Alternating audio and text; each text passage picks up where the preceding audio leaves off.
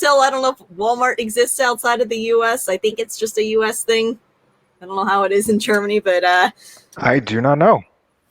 yeah. That's a good question. I think I don't know if I'm going to be able to stream this, actually. Okay, so we'll just use my channel then. Wait, actually, Yuki, you have a logo on, so that means you should have an account right now, don't you? Sorry, what? Oh yeah, because you put a logo.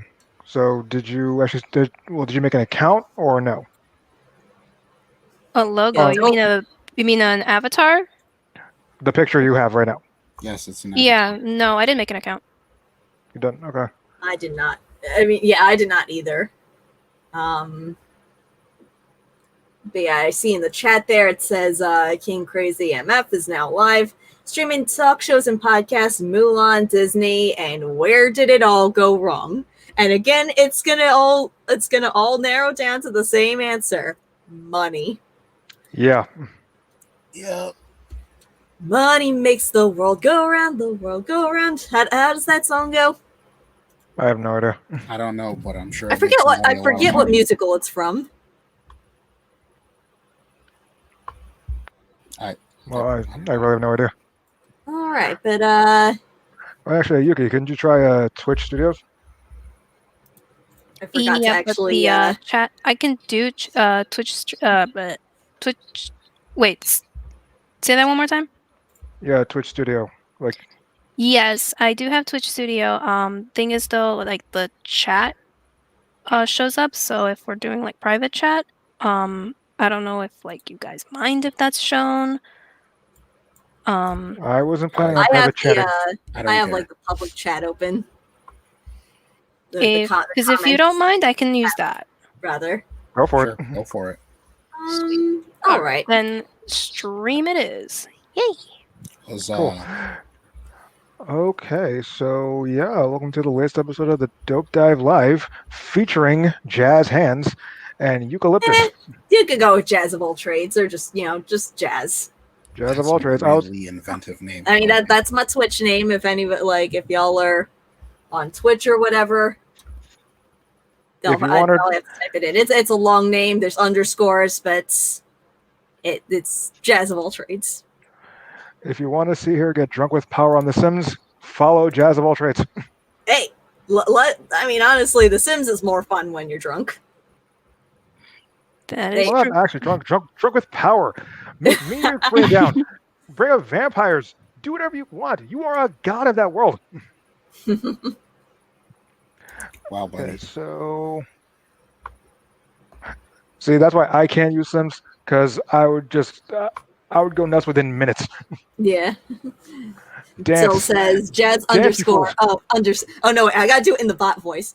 Jazz underscore of underscore. All no, yeah. Jazz underscore of underscore all underscore trades is now live on Twitch TV. Twitch.tv. I can't talk right now. See, this is how I am in real life. I just stutter a lot. It's all gravy. We're all awkward. Mm-hmm. Again, we're all mad here.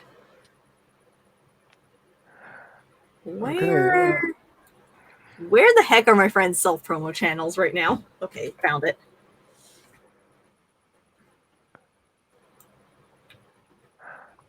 Or just Jazz on Twitch.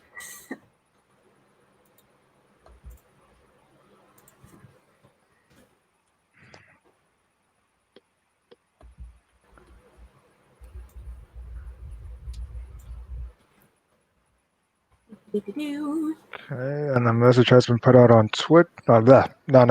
Twitter. Damn it. On Twitter. It has like how many tags for like different pages that share other pages. So it's like everybody knows. Who's playing the Disney music? I don't think we can do that. Oh wait, that's me. That's me. Nobody has done that sound command in so long. I didn't even remember it was a sound command. That is how terrible. That is how dead my chat is sometimes. I mean, like, I know some people will almost always be here, like Jillian and Till, for example. But yeah, no, I do have like a lot of 90s sound commands. Like I've got yeah, it's just like sounds of the 90s. I've got what is it? You've got mail? Or is that from the early 2000s? I think. Oh no, wait. You've got mail. I don't even remember my own commands. It's just mail. And also the Yahoo. Does anyone remember the Yahoo Yodel? Yahoo! I recall that, yes. Yes. That is wow. I feel like if I had vocal training, I probably would have been able to yodel. Yeah. Probably up if you had a list somewhere. I think like I might have had one at one point. Okay, well, those are okay. That's a dead command. I mean, like the command itself works, but all of the commands that are listed under that no longer work because after the whole DMCA thing, I was like, no more music. One of them is the I mean, I guess it doesn't work. Yeah, no, it doesn't. The Titanic one was almost my favorite. That is the only song I can really play on the piano. Welcome, Jamal. Hello, Jamal. What's up, Jamal? Hey. Wow. Hey. Okay, so I guess we can get started. Yeah. Okay, so I guess we kind of already had the introductions. Well, we didn't. Okay, Oh, I think no, the thing we that didn't. the thing I usually do on my own channel, if I have a group of people talking, is that we kind of go around like we're in a classroom. We go around in a circle and introduce ourselves. So, for those of y'all who don't know, like I guess I'll start. Even though this is something that like I would not have wanted to do like 10 years ago, but I'm Jazz of all trades. I actually, I do consider these people my college friends, but I did not actually go to college with them. It's a bit of a long story. I think the TLDR of it is that my ex went to college with them, so that's how I know these people. That's after we broke up, they like me better than him, is what it, That's was pretty much it. Yeah. No offense if you happen to be here, Mike. Just say his name out loud, sure. Great. It's a common name. It's not like it's not like he's the only person in the world who's named Mike. But anyway, that is I guess that is my introduction. So who wants to go next? I guess I'll go since on my screen I'm right under you. Mm-hmm. So hi, my name is Yuki. It's not my actual name, but it is the name that I'm very commonly known as. It's also my nickname, and I basically wear it as a badge of honor because it was given to me by my best friend. Aw. Yeah. And I'm a fledgling streamer. I just started a week or so ago. Mm-hmm. Mainly games now, but I'd like to branch out into more like chatting and stuff. So I'm very variety right now. Just like me. Yeah, just like Except Jazz. we mostly play The Sims 4. Yeah, so for starters anyway. But that's a game that that game and I go way back since Sims 1. And let's see what else. And unlike Jazz, I actually went to school with King Crazy and Sunny. I've known them for like all of my college life, 4 or 5 years. Well, yeah, but that was also a long time ago because That was a very long time ago. Yes. like I'm 29 years old and I'm the baby of this current group. Oof. I am the oldest person here, and that's weird. That is weird. But who's the oldest maturity-wise? Yuki, weren't you the one who said at one point, I need an adult? Yes. Sunny, that's you. Sunny is the most mature one of us all, I I think. guess so. I guess we're gonna segue into me now then. All right. Well, I'm Sunny. That's obviously not my name. It is a nickname that some people call me. I'm not really a streamer yet. I'm starting a YouTube channel soon that will mostly cover movie reviews and video game reviews. And like Yuki, we've known each other since college. So, yeah. Also, I'm very boring.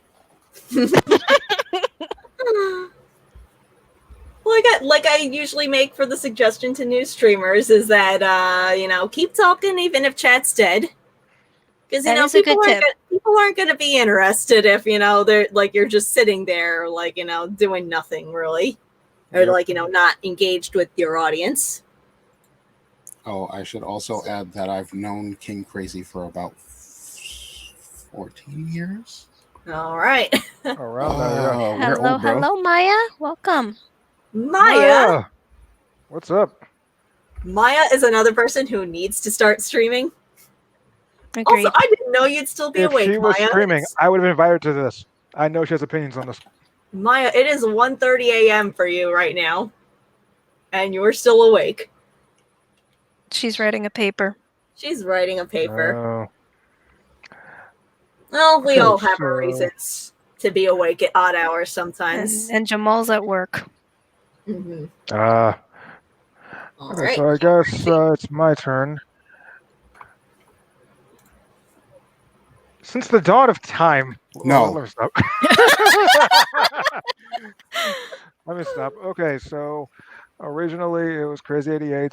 That was my gamer tag, but then people already had that on Twitch, so I changed to King Crazy 88. They already had that too, and plus I was worried that I was worried that Charity was going to sue me if I actually got big and made suits. All right, but then I was like, you know what? Fuck it. And then I was like, oh, King Crazy motherfucker. Sure, why not? Whatever. Like at that point, I stopped caring because pretty much the bane of my existence is naming things. But then here we are, and I am the other half of the Dope Dive or whatever we'll call that channel or whatever. From a variety streamer, but I'm trying to get back in the swing of it. And yeah, sanity is subjective. Bro. Yeah. Okay, nothing. Okay, so I guess to just start things off, just make sure, Jazz and Yuki, did you see Mulan? No. I was about to yesterday. Oh, but because like my friend and I, we were trying to like do like a test run because I just installed my my optical disc drive into my computer yesterday, and then I was gonna see because one of my Twitch friends, Rachel, she actually said that if you try to broadcast the movie, it might just be like a black screen, which I determined only happens with Blu-ray discs. DVDs are fine. Disney Plus seems to be fine. Okay, well, do you mind if? Yeah. Okay, well, do you mind if I speak about it? Mm-hmm. Since you're the only one who saw it. Oh no, Sunny saw it too. Okay. I just don't want to. Yeah. Don't want to talk about it. So allow me to regale you.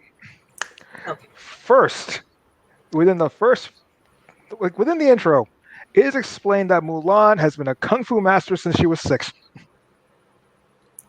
That is how we start. Okay. Uh-huh. That was my reaction. Yeah. But then,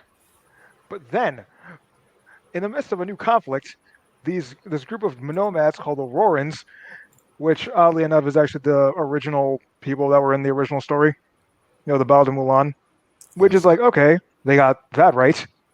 Keep that in mind. So then this lady who is basically a witch who can turn into birds and whatnot, can shapeshift and do all this crazy stuff, helps the Rorans infiltrate the city, and then Emperor Jet Li is like, we need to get a man from wherever. Right.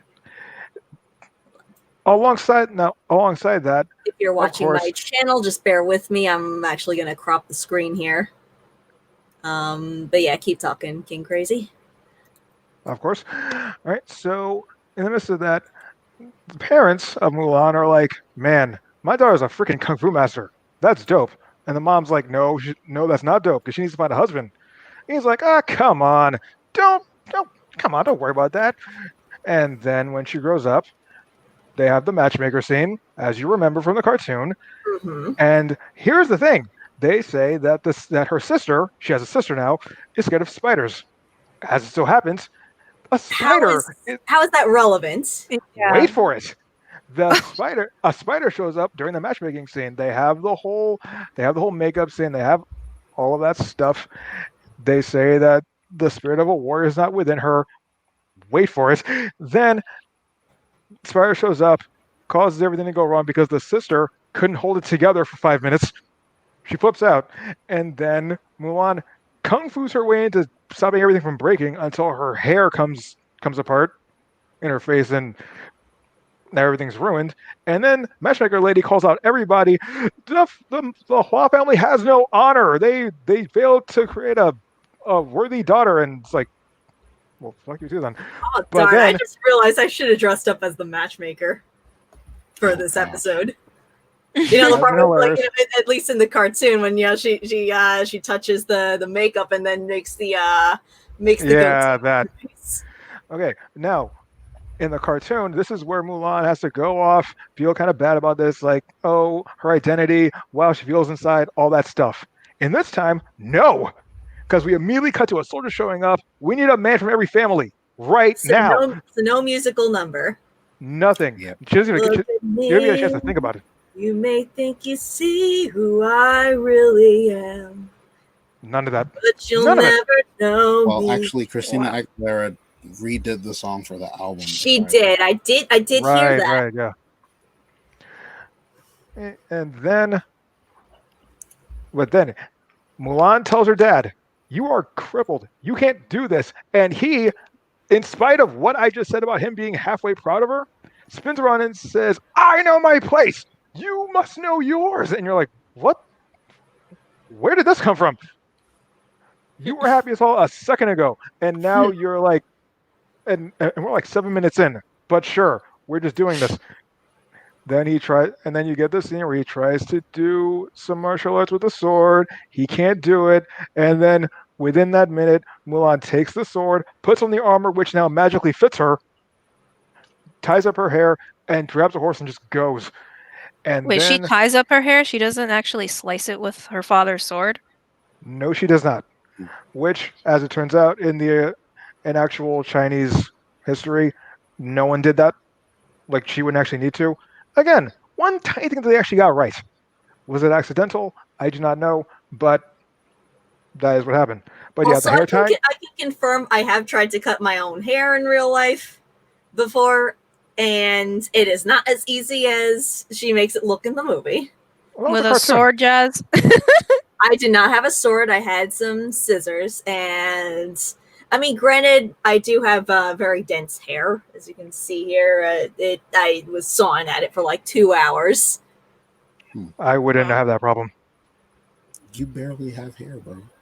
and that works for me. And that works. But anyway, we have no time because we have to go to this army. And then, there is no Mushu. There's this phoenix Mushu? No Mushu. There's just this phoenix that shows up and doesn't say anything. It just flies around, and maybe it leads her to things. Maybe it's a metaphor for something. I have no idea because no one ever notices the phoenix except her. So, whatever. We're at the army place, and Yao, Ling, and Chenpo, they are interchangeable whoever's that. If they turn around, you won't even know who's who. And then we get to the first major difference. Well, the first of so many major differences between the cartoon and this. Shang is not there anymore. He is replaced by General Donnie Yen and this guy who I will call not Shang. Because he's built up to be something, but not really. Is the character's name Donnie Yen? No, it's the actor Donnie Yen. Yeah, I mean, like, I got that part. I was going to say, I hope they didn't just go with the actor's actual name for the character. No, but what's crazy is why they took out Shang. It's because of the Me Too movement. Because they didn't feel it was a good idea. Wait for it. They didn't feel it was a good idea to have Mulan fall in love with a superior officer who was giving her orders. But in an amazing twist, the LGBTQ community was pissed about this because, as it turns out, Shang in the cartoon is a bisexual icon. Or a bicon. What? Apparently, him and Ping had like a moment. And you know what? Because Ping was Mulan's pseudonym when she Yes. was. yes, but Yes. but while she was Ping, apparently they had a little bit of a thing. I do not know. There was a I moment. I can't confirm that, but you know what? Because it's funny. Sure, Shang's bisexual. He got taken out, and now we're stuck with General Donnie Yen and not Shang. And keep in mind, Mulan has been a kung fu genius and crouching tiger since she was 6. So she is already stronger than literally everyone else in this movie. And she has to tone it down during the training scenes, not the musical montage, just a training scene.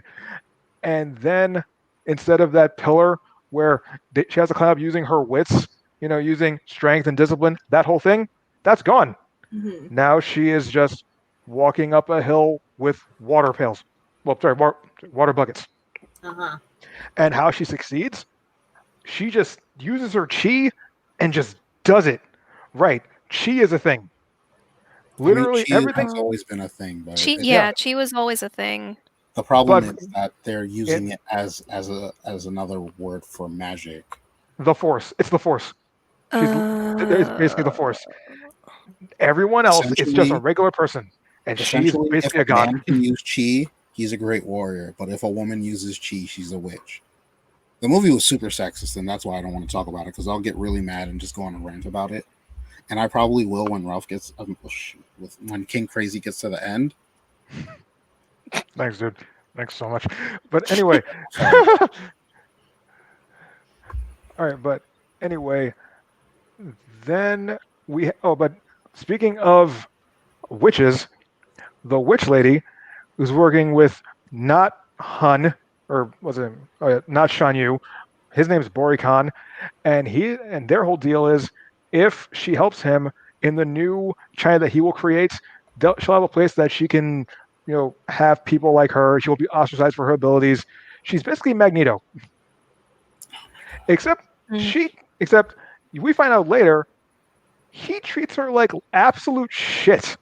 She just goes along with it, even though she tells him straight to his face, I could kill you before you blink. This will never come up again. In every moment where it should come up. But whatever. We have no time because they're on the prowl. They are hunting.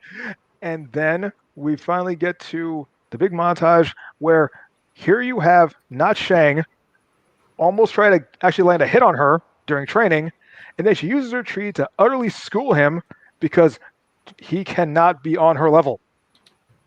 In no way can anyone be on her level, except for the witch lady, because they both have chi and they're both special and whatever. So stupid. It is so stupid. And the running gag was that so that she could hide that she is a woman. She was always taking night guard, so she never got to shower. So halfway through the movie, she's saying she's berating herself that she has to hide her chi, so she knows about this. And then they're like, "Dude, you stink." And then she finally gets to shower, and then Not Shang shows up and tells her, "Okay, look, we have kind of like a rivalry going, but can we just let bygones be bygones? Let's work together. Let's protect these people. They're our friends. We have to keep an eye out for them, right?" And she tells him to fuck off. Basically, she tells him to fuck off. So then I'll skip ahead because I'm just like, ugh. Then we cut to the big battle scene, and then General Danian orders the left flank to go after these warrants that are kind of like in the area, and the left flank is apparently all of 10 people. 10 people. Yes, 10 people. 7 die, 2 run, but Mulan, being brave, will alone charge after these 10 men because reasons, all the while dodging arrows because she can. And then she'll end up running into the witch lady who sees that she has chi, but that the fact that she's hiding that she's a woman, it's poisoning her chi and making her weaker. And then they have a fight, and then the witch lady just kind of leaves. And then Mulan, in a moment of, I guess we'll call it bravery, rips off her father's arm and just chucks it because fuck it. And then undoes her hair, so now it's all whipping in the wind, completely ignoring that armor is, for wars and, protection. But then again, she's a superhuman. But then again, she's a superhuman and no one can touch her, which you see in the next scene, where she's just crushing Tiger, hidden dragging her way through everyone. And then out of nowhere, they have a catapult. How do they have a catapult? Your guess is as good as mine when they're a nomadic tribe. So then, yes, but then, and this is where I have to really break this down. Really follow me on this. Because of the catapult, all the Imperial soldiers start huddling together with their shields, and their aim at this moment is just pinpoint accurate. One after another group is getting taken out. But then Mulan has an idea. She grabs helmets of the other Imperial soldiers and starts circling around them. And this is the moment where I'm thinking, okay, this is actually going to be a little bit clever. She's going to grab the helmets, start firing arrows from the opposite end, and make it seem like they're under attack by a bunch of people instead of just her. And then it's them, her, and a snowy mountaintop, which was not there before, but it's there now. Whatever, shut up, we're doing this. So then I'm thinking that they're good, they turn the catapult around and they're going to fire at her general location. No. They fire that catapult so far over her head.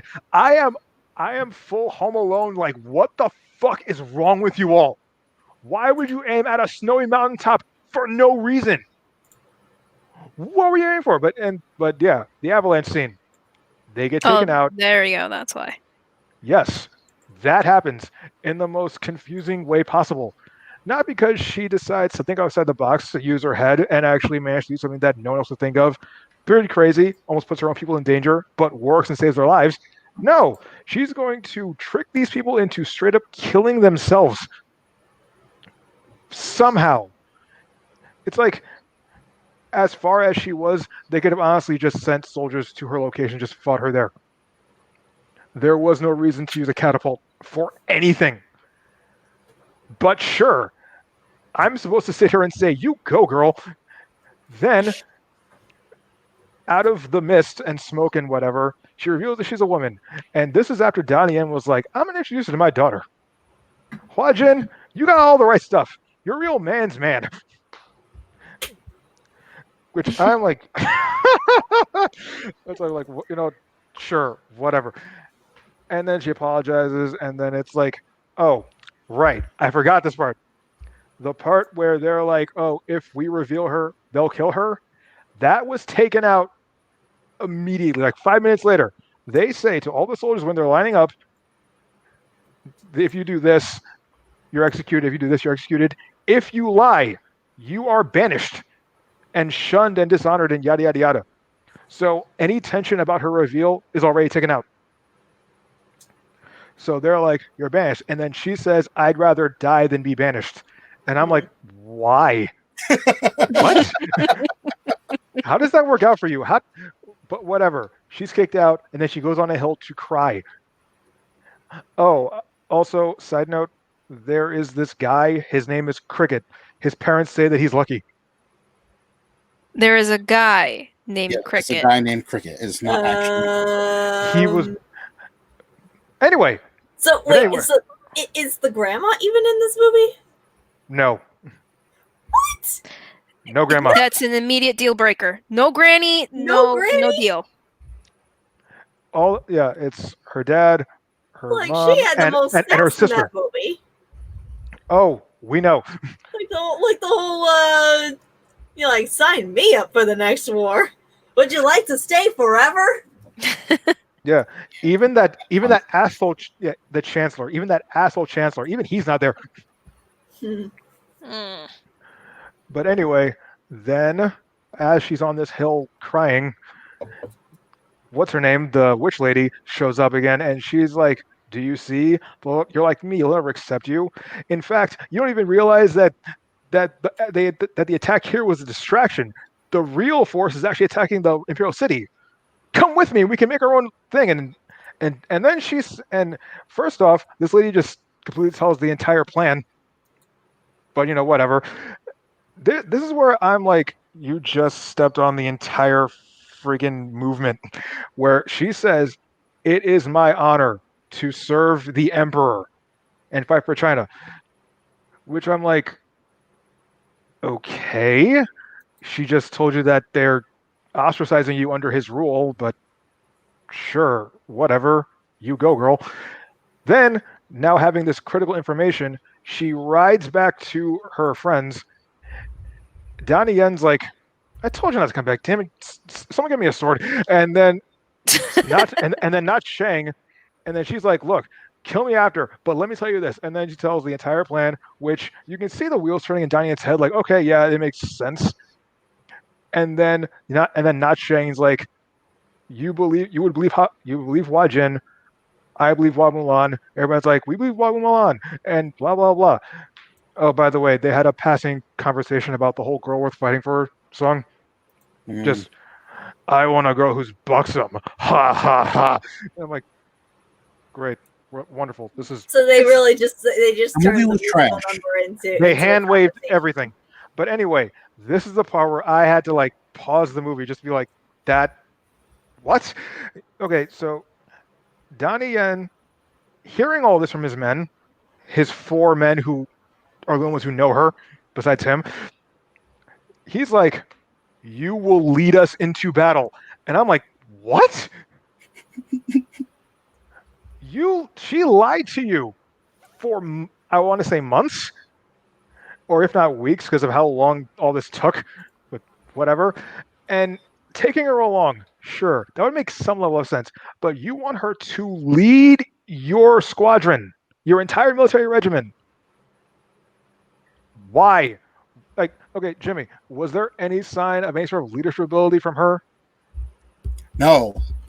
Nothing at all. She fights real good. That's she can fight well, and I think, but that alone does not constitute a good leader. Here's the thing. Well, you're wrong, because she has the chi, and with the chi, she could do anything. What I was gonna say. The fact that she has chi is probably what made him like, oh yeah, lead us. But at the same time, why would you do that? Strategically, that's a bad move. Especially since she, like, you really can't trust her. In fact, you're kind of going with their information just because, right now, she could be lying again. But you're just like, you know what? Screw it. Hand wave it. Let's go. To get revenge. She could be trying to do anything, but you're just gonna go with it. Anyway, whatever. You go, girl. So since not the shape-shifting witch lady, who, by the way, the fact that she can shapeshift into anyone. Tell me, Yuki, Jazz, could you immediately think of any way to end the movie right now if you could shapeshift?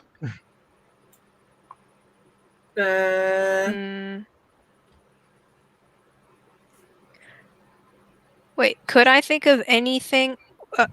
Ask the question again. Okay, if you are a character who's basically Crouching Tiger, Hidden Dragon, and can shapeshift into any person, what would you do?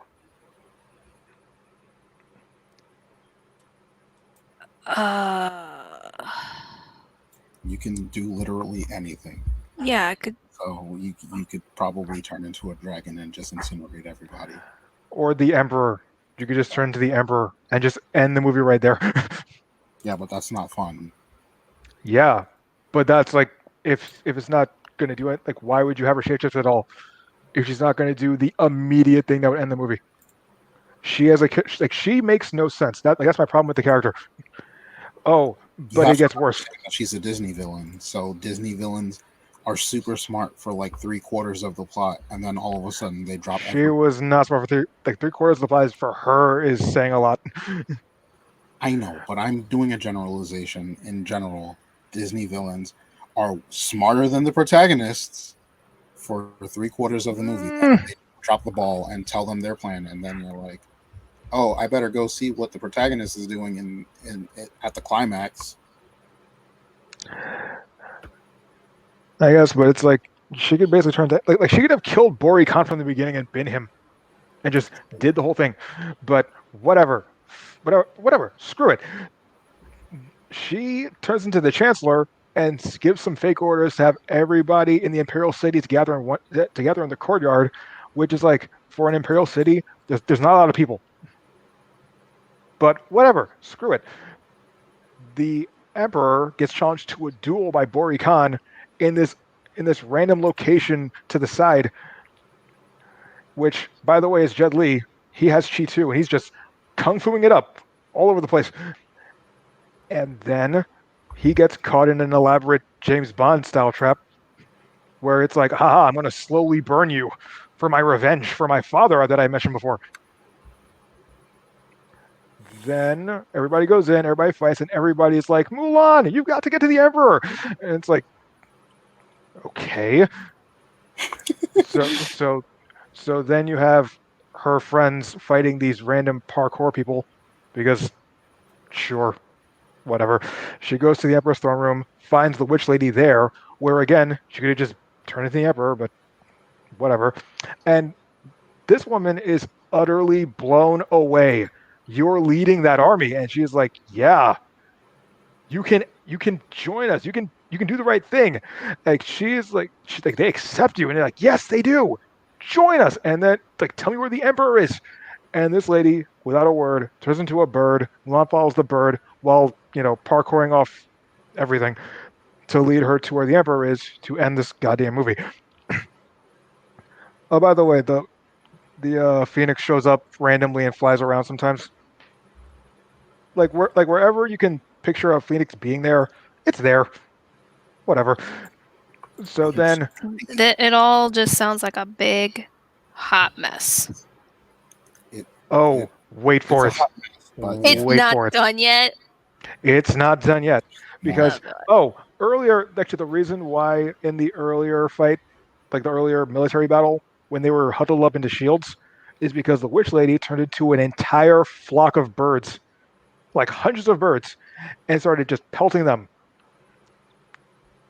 She goes. I'm honestly just lost at this point. That's probably why I'm not talking much. Oh, don't worry. I'm almost done. I swear. So she goes to Bori Khan, and Bori Khan sees the one random person heading towards him. And he's like, "You led this person here," as if it's like, which is like, oh, he's not immediately like, "Who is that? What is happening?" And she's like me. She has chi. They accept her. Blah blah blah. And he's like, okay. And then he shoots an arrow at her, and then the witch lady's like, no! Turns into a singular bird and takes the arrow and dies. And I'm like, what the fuck are you?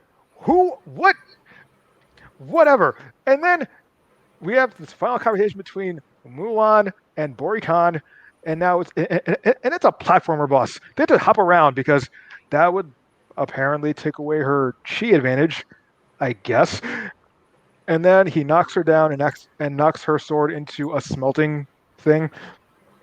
So the sword's destroyed. And she's like, as if that's like a huge loss, and she couldn't just kick the living shit out of him right now. But then Emperor Jet Li is like, rise, warrior, rise and defend China. Rise like the phoenix. And then she gets up, and then the phoenix flies up behind her, but its wings are like spread out, so it's like she's a phoenix. No one else can see this. And then she knocks Bori Khan off the thing using his own sword, and then Bori Khan tries to shoot an arrow. Jet Li just catches it. He tries again. She kicks the arrow, she kicks the arrow that was flying at Jet Li back into Bori Khan's chest, and then she bows to the Emperor, thus solidifying the patriarchy. Then, yes. Then we finally get a cameo from Ming-Na Wen the voice actor for the original Mulan, which I'm like, yeah, that's okay, sure. A cameo of the voice actor for Mulan from the animated movie. Yes. Yes, Yes. Why? she, because Disney. nostalgia. But what does Reasons. her cameo have to do with Oh yeah, this? she's the person. Oh, this is all. This is like well, this is like during the celebration. She's ushering in Mulan. She's that person that's like, and now presenting Hua Mulan. And Oh, she's like kind of like passing down the crown type of deal. no, she's just like, oh, here's this new person, and then she goes off to I the side. think it really was a passing down of the, passing the torch kind of thing. I mean, I guess. was kind of subtle, but not so subtle. I'm so mad that happened. Yeah. Oh, well, yeah. I'm actually very mad right now. Like, that should not have happened. Of all the things, of all the inaccuracies, the because this just sounds like this whole movie, the way King Crazy is describing it, just sounds like one hot mess. And despite all of that, what I'm hearing is Fa Mulan's voice actress shows up and passes down the Mulan torch to this chi-wielding kung fu master since 6 years of age. Just no. Why are you passing down the torch to this person who can apparently kick arrows straight into the enemy's chest? Arrows, spears, probably other stuff. Yeah, she also did the same thing with a spear. She kicked a spear back. She somersaulted off a horse to kick a spear back into a guy's chest. It's ridiculous. It's utterly ridiculous. And then what historical accuracies did they even get right in this movie? Excuse me. This all takes place in China.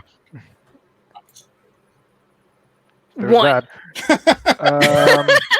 Oh yeah, because actually in preparation for this, there was this video. I have to like look it up again just to get her name, but she actually grew up in China. Actually knows the lore.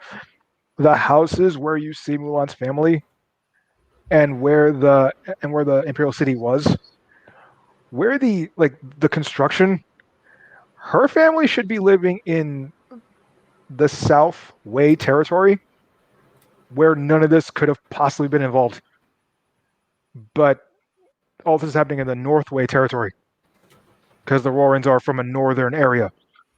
So, unless the Imperial soldiers were willing to make a trip that would last just days and days, they had to go all the way down to this south area to get anyone, because things were that bad over this one nomadic tribe. But sure, whatever. After that, the hair cutting thing, they didn't do that, because back then the hair of males were exactly as long as the hair of females. So actually the hair cutting thing in the cartoon was inaccurate.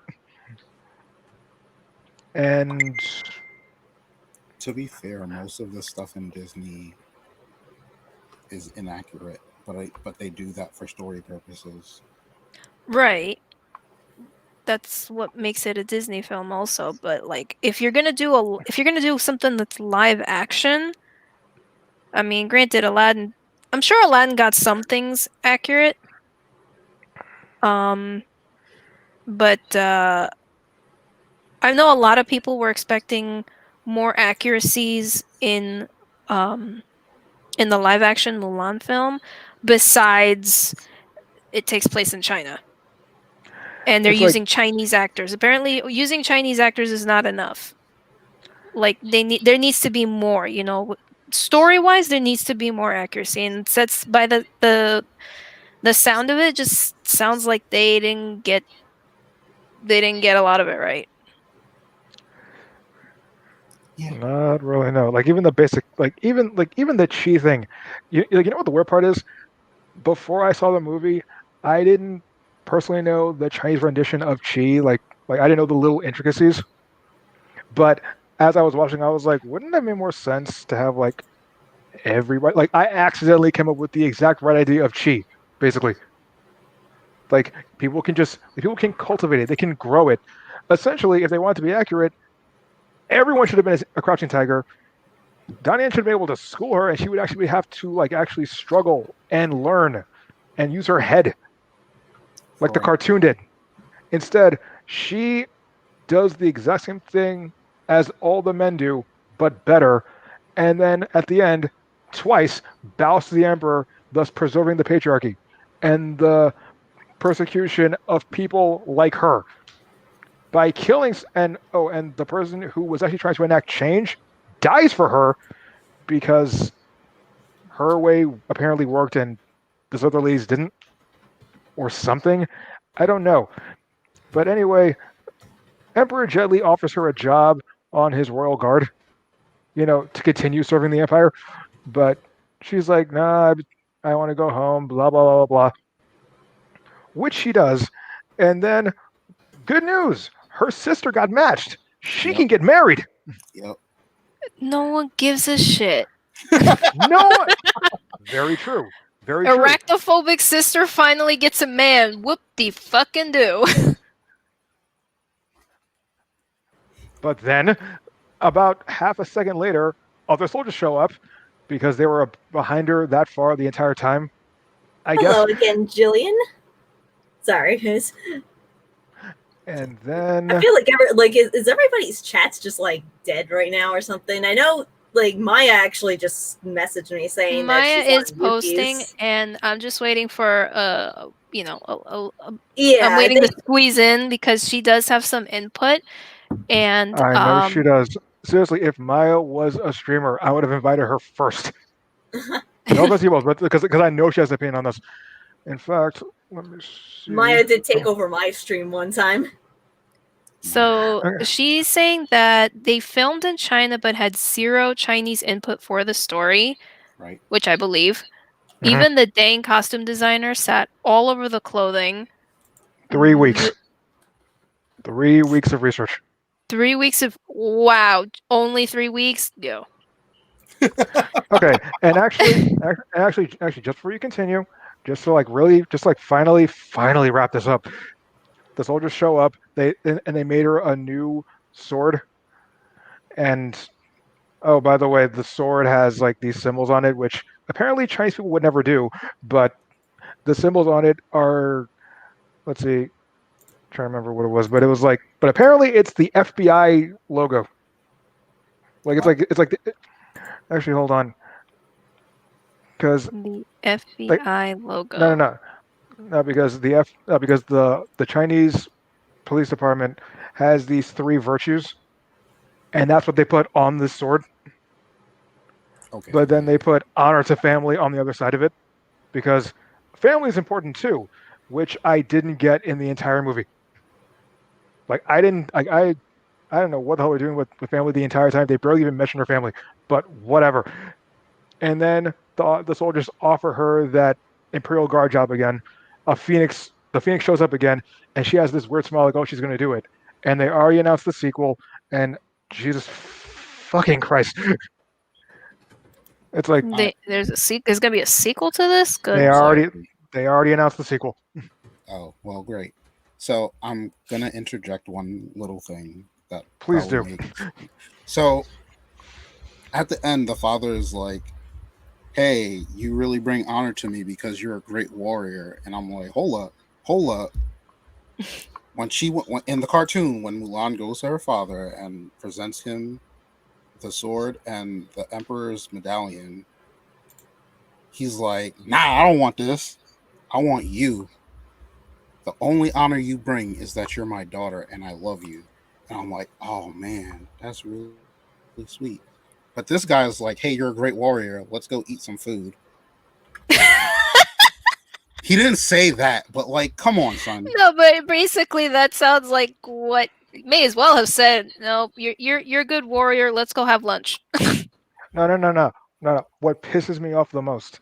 So, in this final battle, Emperor Jet Li is like Rise Warrior, and like the entire time, that whole persecution angle that they were pulling, it felt like he was just oddly okay with her the entire time, almost as if she could have just not pretended to be a dude, like and just it's like for all the amount of time that they kind of go over that conversation, it never felt like a big deal.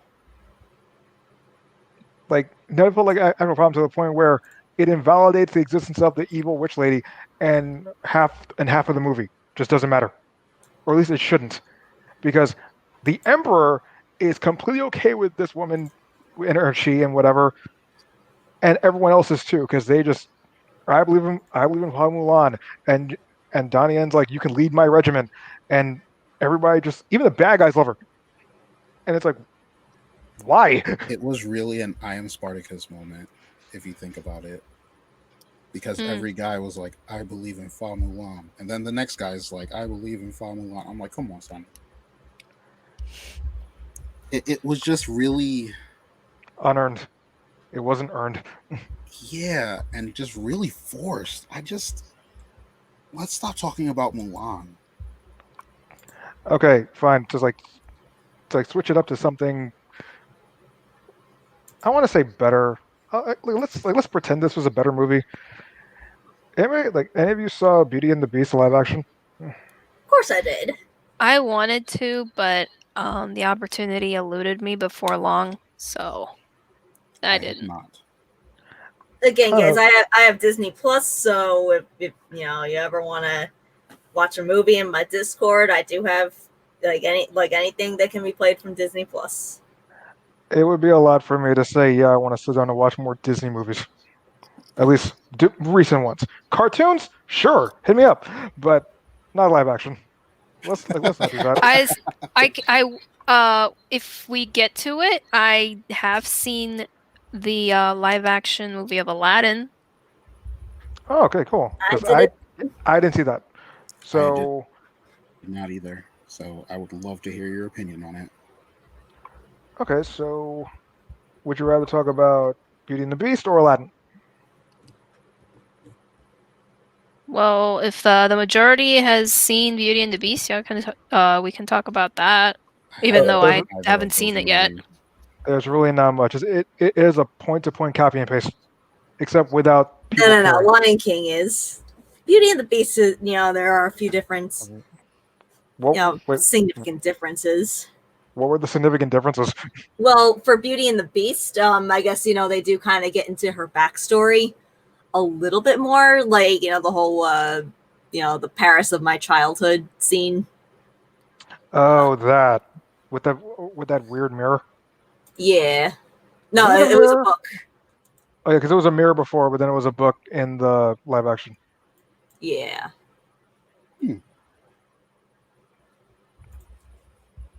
I'm like hearing an echo. It's probably because I have everybody's pages open with the lowest volume possible, but I can still hear it, and it is bugging me. Oh yeah, I have the Twitch tab open, but I have it muted. Yeah, all right. Yeah, but a lot of the same stuff was there, but the characters, the actors seem less active. Like, I would say one of the better examples, when Belle's supposed to be walking through the town and just, everybody's just singing about her. In the cartoon, they're up and they're animated and they're dancing and all that other stuff. In the live action, they're just kind of standing there and just singing. Yeah, it did seem a little bit awkward.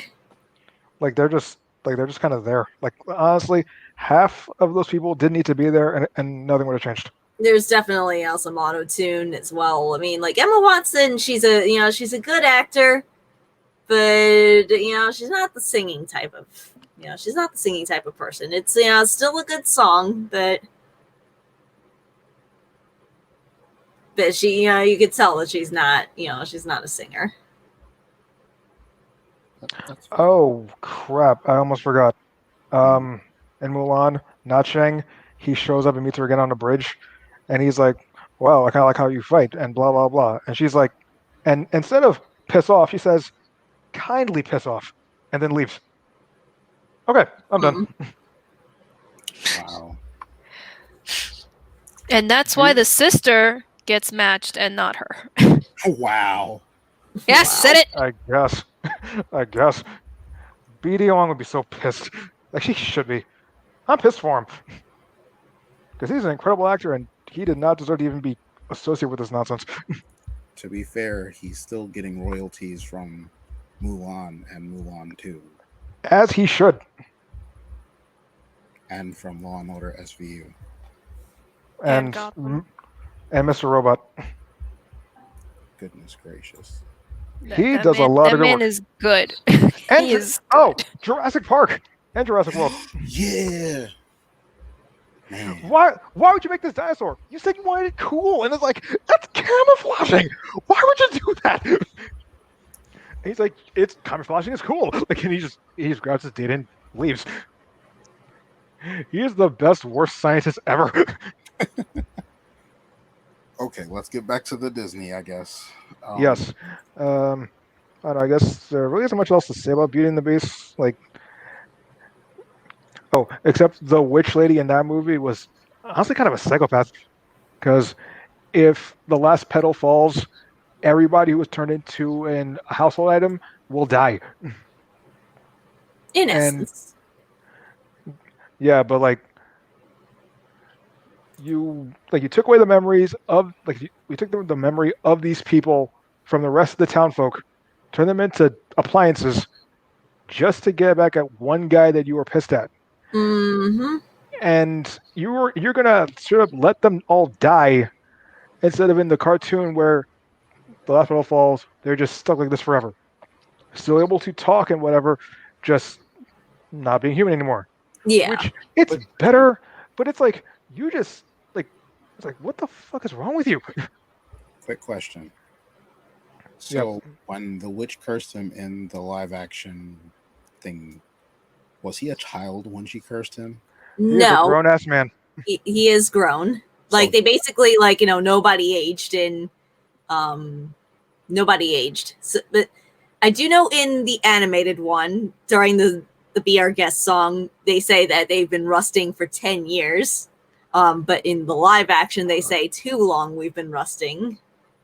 And from how they looked before and after, it could have been like it could have been a week for all I know.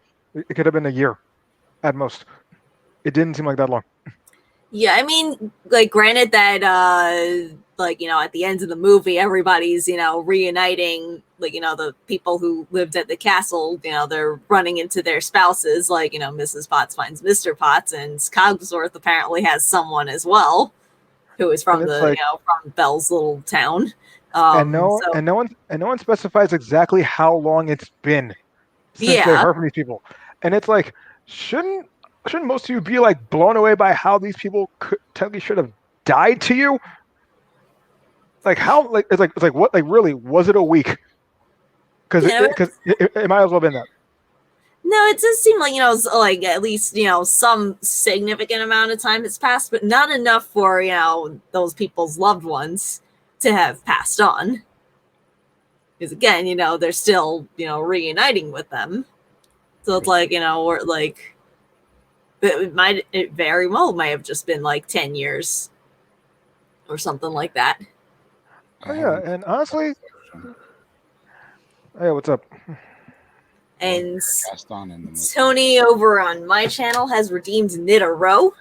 So that is one of my channel point redemptions for, just the low cost of 500 channel points. And I've got this scarf that's just kind of sitting here on my desk. And what? I can talk while I knit, so don't mind me. Nice. Yes, I am knitting right now. Nice.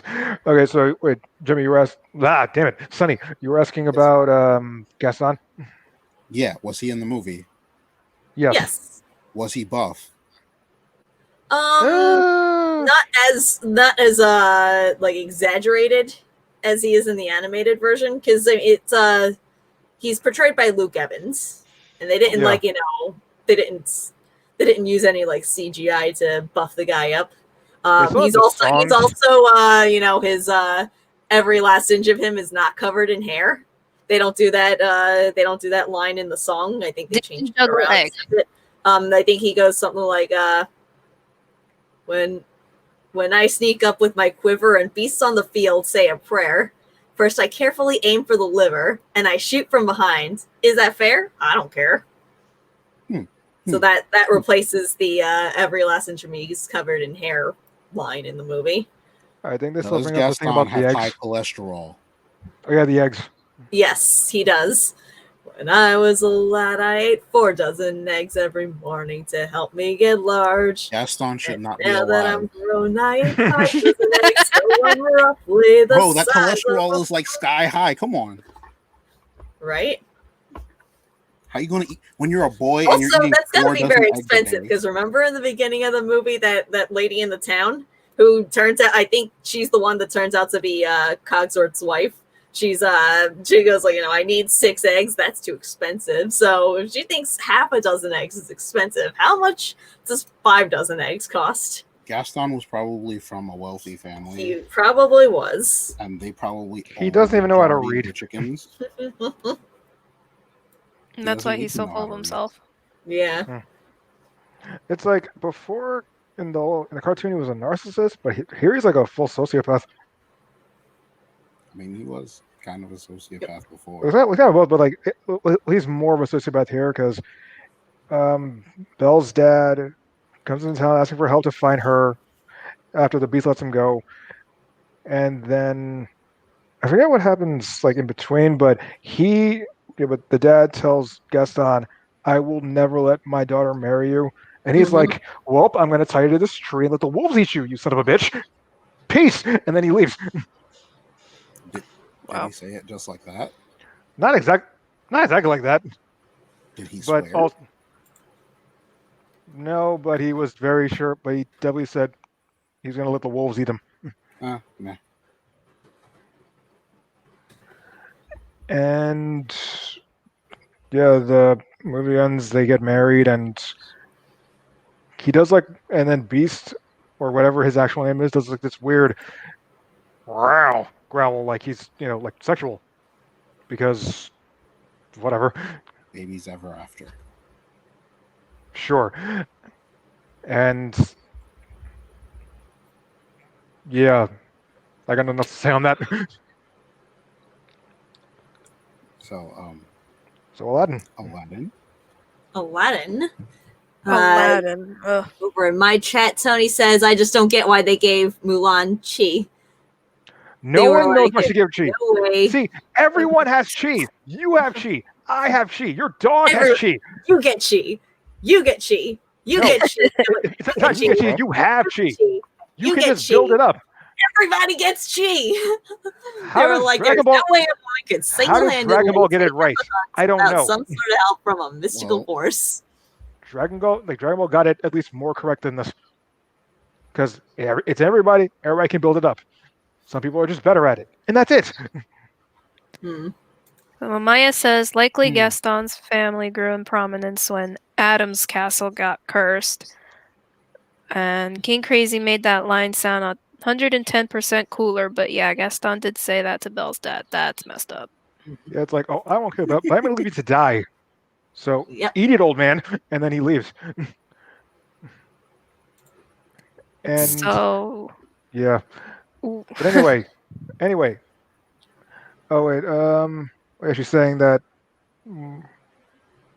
Oh yeah, right. For in Mulan, the witch lady, if she was a bird spirit, it'd have been perfectly fine because witches are a Western concept, but the shapeshifter thing, that is more for like spirits. So if witch lady was a spirit, it wouldn't have fixed the entire movie, but it would have been more accurate, at least. That like a tiny change would have fixed most of it. It's just that Kung Fu Panda got it better. Right. Wow. When someone says that and it's actually true, that's painful. Imagine Jack Black as a panda being better than you. Being better than. All right, we were going to talk about Aladdin though now. Yes, please. Yes, let's move on from Mulan and never speak of that again because that sounded awful. Yeah. So, if anything, actually, last thing on YouTube, they have Matchless Mulan. It's the full movie. full It's much movie. better. It's free. It's And much it's much better. better. So much better. I will give it a watch. So Aladdin. Yes. Yep. Saw it once, did not see it again, did not think it was worth it. Because I'm a big Robin Williams fan. And Of course. I felt very torn because I had faith in Will Smith's ability to portray the genie, in his own way, because Robin Williams did the genie in, his own way. And so Will Smith tried to honor that, kind of putting his own spin to Genie. And I thought it was okay because Will Smith is a pretty decent actor in my book. Yes. No, I was talking before about how, the genie's character is basically, like it's created by whoever happens to be portraying him in that particular movie. So obviously in the live action one, it's Will Smith, doing It's a his character. version. And of course the original is Robin Williams. Right. They both do well in their own way. But if you're a diehard Robin Williams fan, you're probably not going to be as excited for the Will Smith version. I certainly wasn't, but to my surprise, I actually enjoyed Will Smith's Genie in the live action Aladdin. The only character that really stands out to me, aside from Genie, that I guess I didn't care too much for was Princess Jasmine. Really? I did not particularly care for the song Speechless. It felt out of place. I definitely didn't care for that song. Like, I was like okay with the message, but then when she kept singing it over and over again, I'm like, how many reprisals do you need, Jasmine? Oh yeah. We get it. You won't go speechless. You won't go quietly. I get it. We all get it. For the third time, we get it. Wait. So she's ironically saying this, but then saying nothing else of consequence. I don't know. I just get like, the whole female empowerment thing is all good and well, but I think she overdid it. And the fact that she kept reiterating how she doesn't, if I remember this correctly, she kept telling her father that she didn't need a man to replace him, that she could run the kingdom perfectly well on her own. It's just more like, I don't know, like I don't want this to get too controversial, but like I think it was a touch too feminist for my taste. To be fair, well, to not be fair, I don't know what the time period of Aladdin is. Well, I guess I should, but whatever. There's a conspiracy theory that it takes place in like the distant future because when the genie. Okay, so in the animated version, when he first comes out of the lamp, he's like 10,000 years can give you a crick in the neck. But then a few minutes later, when Aladdin makes his first wish for the genie to make him a prince, he comments on Aladdin's outfit saying like, "This is so 3rd century." Which means that that genie has been imprisoned for 10,000 years, sometime after the 3rd century. He does make like pop references, right? Yes. Wait a minute. Wait. Actually, I remember. So they talk about how like all that magic stuff, like the magic carpet, for example, is really just like the technology from from previous worlds, like post-apocalypse. Yeah, but the weird thing is in the Hercules TV show, they actually have a crossover with Aladdin. Yes, I have heard of that one. So technically they're at the same time, unless they want to. I mean, I guess. Yeah. You know because what? I'm gonna go with that, even though it makes absolutely no sense when it comes to not at all. And then they do the whole let's switch villains, and it's like, aha! I've trapped Aladdin in stone. He'll never go. And then, blam! I'm not Aladdin, bitch. And you're like, ah! And then oh, Hercules is too stupid to think out of this trap. Haha! But I'm smart. I'm not Hercules at all. And you're like, ah! And he tried to take over Jafar tried to take over the underworld, but then Hades was like, because he was being like, Hades about it. But Yeah. whatever, they fix it. Yeah, like I've never seen the TV shows because I've just like never had like cable TV or whatever at home, so I don't never got cable. I think it was like It was it was like regular broadcast from an antenna. But I did Channel not. 9. Like it was either I thought it was like or like I WB thought it was like ABC or Fox. 7. What was that, like This was way back in the day. the Disney Channel? Like 97, 98. Oh yeah. This was before the Disney Channel being a thing. Mhm. This was like The Disney way back. Channel was a thing, but it wasn't. Like I can remember watching the Lilo and Stitch cartoon show, but that's it. Oh, they had that. Yeah, I don't remember any of the others. I'm not gonna lie, Lilo and Stitch was my jam, and I'm kind of old for Lilo and Stitch, I guess. Hmm. But we'll get into that later. Let's. All right, but anyway, Yuki, what did you think of Jafar in the live action?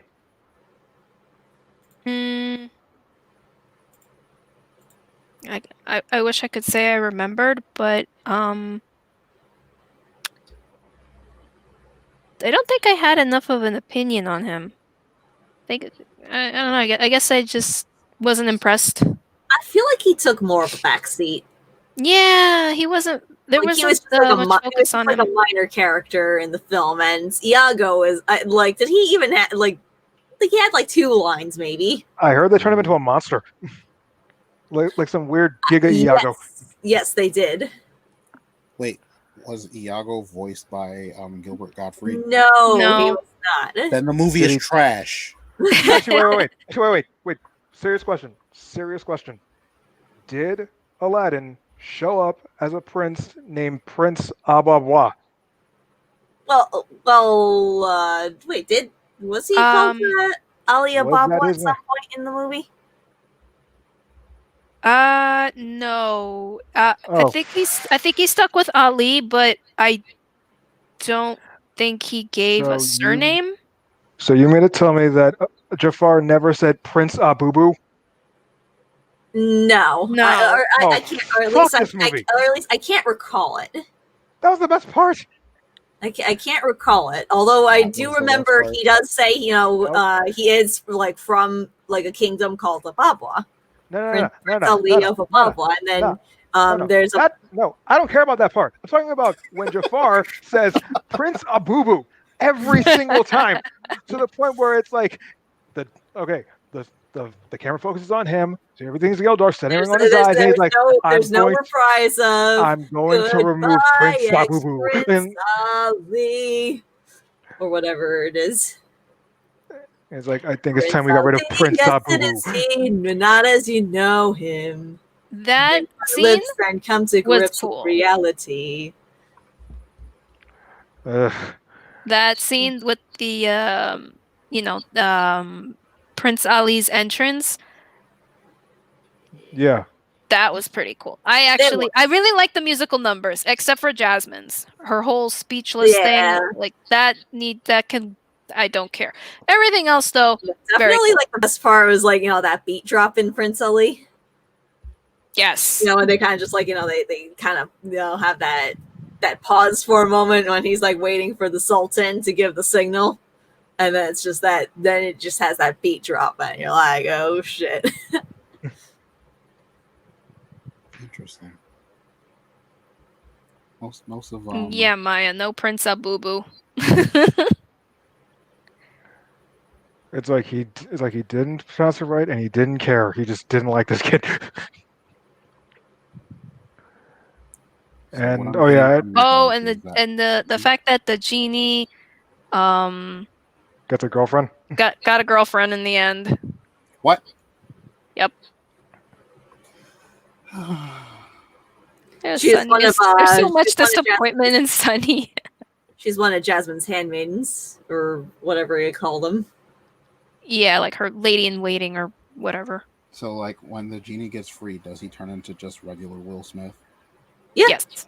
Of course. As regular as Will Smith can get. I bet.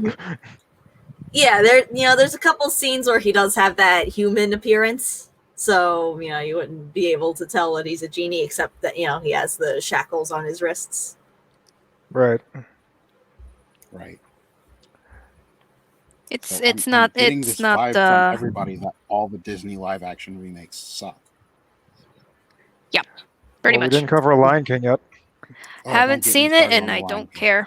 It's Ooh, we're ooh. segueing, but again, I think at this point I have seen most of the live action remakes. I did not see Dumbo.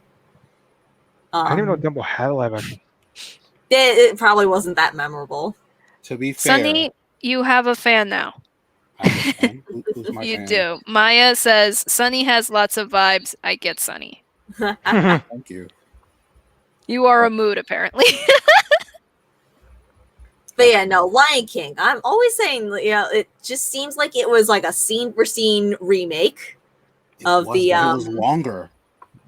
It was a bit longer. There's like, it just mostly seemed like a scene for scene remake that I'm like, I don't even know what was the point of doing like a completely new voice cast where, you could have probably just taken the original dub from 1994, put it on top of the live action movie, and wouldn't have had to done, much more editing beyond that. Well, the reason why is because they wanted to get mostly black actors to do the voices as like a sort of Black Panther kind of thing. Mm-hmm. So they had mostly African Americans and African actors doing them, and the songs were whack because they weren't the original. Yeah. The And only- again, I'm gonna say this again. They omitted my favorite song from the movie. I could play it on the ukulele in a few Go seconds. for it. Right now. Go I'm for going it. We gotta get that musical number. Luau, if you're hungry for a hunk of fat, my buddy Pumba here because he is a treat. And coming down dine on this tasty swine, all you gotta do is get in line. Are you waking? Yup. Yep, yep. For some bacon? Yup. Yep. He's a big pig. Yup. You can be a big pig too. Oi! Oi. Yay! Ah, I love it. I love that scene so much.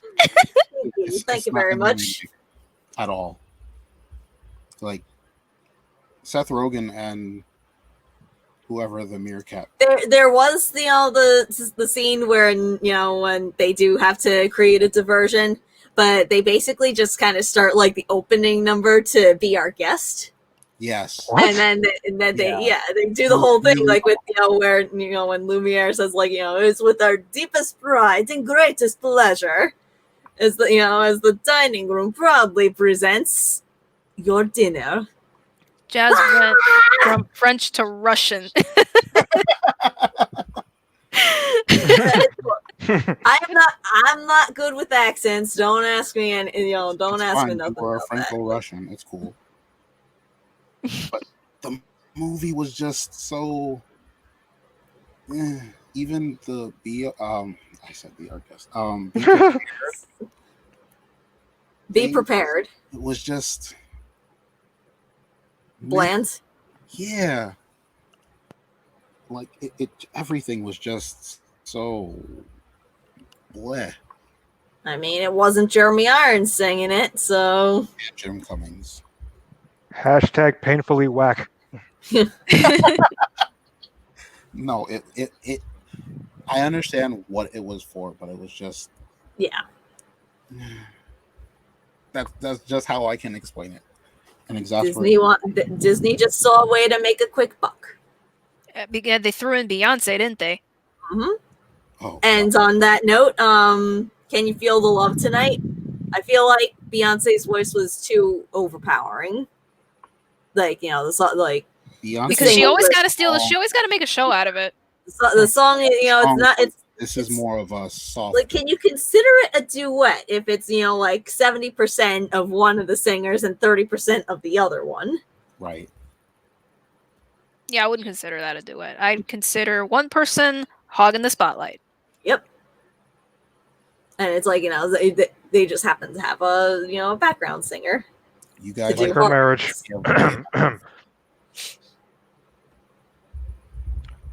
Anyway, let me see. Beyonce is not an actress. Thank you, Maya. She really isn't. She's not. Oh my god. She's not an actress. Remember Austin Powers and Goldmember? I don't think I ever saw that. I What? have, but It's on Netflix. she's kind of pointless. Actually, the funny thing about Goldmember is that's the movie that Mike Myers didn't want to make, but they made him, and he was like, I'll do it as long as I get to write the whole thing. And they were like, sure, what could go wrong? And then, Everything. well, yes. And yet, still funnier than Mulan. That's weird. Like the movie that she was in with what's it called, Obsessed. Oh yeah. That I thought it fight was Obsessed. scene was so unnecessary. Yo, hold up. They just wanted to make Beyonce fight another woman, Hold up. white woman. They're just so unnecessary. If you keep going on about Beyonce, we're really gonna make enemies of the Beehive, and I don't want them to kill us. So Oh yeah. Those really I don't knock at our hate door her. and just So I'm just saying, I mean, I like her music. I just don't really think. Anyway, let's move on. let's see. What are the Disney movies? every did anybody live see action Disney remake is whack. Let's keep talking about the live action remakes. Wait, does live action Tarzan count? Wait, was that Disney? Wait, what? There was a There's live a live action Tarzan. Yes. I mean, I know Tarzan, King of the Apes, or whatever. Like from. I don't think that was Disney. This was a while Yeah, ago. that doesn't sound like Disney. It's not Disney. It's All not. right. Oh. We could talk about the Jungle Book, although I don't remember it at all. Like, I think I only saw the animated one once, and I saw the live action one. There was a live action one years ago that I watched. The most recent one, I didn't see it. There was a cartoon, a live action one, and then another live action one. Yeah, I'm not sure. I like how the cartoon Tarzan 2 was a prequel. Made absolutely no sense why it was Tarzan 2, but whatever, And the cartoon on the TV show was the sequel, and they just kept pumping out characters. I don't think That made no sense. I don't think Tarzan was a movie that had any good sequels to it. As a We could movie, talk no. about that as well. Oh yeah, in the TV show, Clayton's sister shows up. What? Never No. mentioned, but there she is, and she felt that Tarzan murdered him, and then they kind of showed the scene where Clayton died. Not quite. Like you see the falling That's scene, and you see the lightning strike. You don't see the shadow of Clayton's hanging body, which is like, oh, you put it in movies, but not on TV. On that Whatever. note, how many Disney villains have died from falling? Almost all of them. A lot of them. Yeah. Clayton, I think Scar. Well, kind of like indirectly, at least, No, Scar- in Kind of. No, Scar didn't die by falling. I mean, like, he does fall, and He then does he's fall, eaten though. by the And the hyenas. fire. Oh no. Oh right. Yeah, the hyenas. Howard Yeah. and they all burn in that fire. So all of the hyenas are now apparently dead. Hey, at least they died full. Yeah, Yeah. but now the ecosystem. At least they died knowing that Yeah. Scar went down with them. What was the name of the guy in Notre Dame? Frollo. Frollo. Right. Frollo is another He one. fell. Holy. Hold on a shit, did he second, fall? but Cinderella only had the stepmother and the stepsisters. Nobody died in that movie. Yeah, no, I she don't didn't think die. so. She just got her The dog. stepmother in Yep. Snow White died from falling. Social status. They fall in social status. No, not Snow. Did I say Snow White? I meant Cinderella. You Yeah, did. You Cinderella. did say Cinderella. Yeah, you said Cinderella. Snow White. There Yeah, was the but we were dragon. trying to make notes of who Ready? died from falling. Oh, I know. Right, Maleficent. Snow. Right. Maleficent, Maleficent. yes. They Yeah. ruined Maleficent. No, Live action Did Maleficent. they? Okay, let's Live talk action about that. Oh no! She's a I actually liked superhero it. now. Yeah, they gave her that live action was kind of from Maleficent's perspective, and they give her a redemption storyline in that one. She's a snarky hero, but she's a hero. I She's not haven't seen Maleficent the anymore. sequel. They depict her as a more of a misunderstood character. I actually kind of did like a chat one time where I kind of did like a you know how on in Dungeons and Dragons that you choose an alignment for your character. So we kind of made we had like a discussion of all the Disney villains, or at least the majority of them, and decided to figure out like where they would fall. On that on that scale, we kind of just used a system good versus evil, and then like lawful versus chaotic. I would say that Maleficent's lawful evil. Or am I wrong? Chaotic. No, I think she was. I think she was like the one that we had as a chaotic good. No. Something Original. like that, at least. Original Yeah. Maleficent. Lawful evil. I think. No, we went with the live action one. Okay, so yeah, chaotic good. I don't think that. But yeah, I mean, lawful evil, I guess would be more would be more for the cartoon. The alignment stuff, that's awesome. Mm-hmm. But yeah. So didn't they cut off Maleficent's wings in like the? Yes, they did. What's weird? They called it a rape scene because she was asleep, and he took and the dude took advantage of her. Yes. But it's like, okay, they use the word rape. That's kind of like, why would you do that? But also, why would he do that?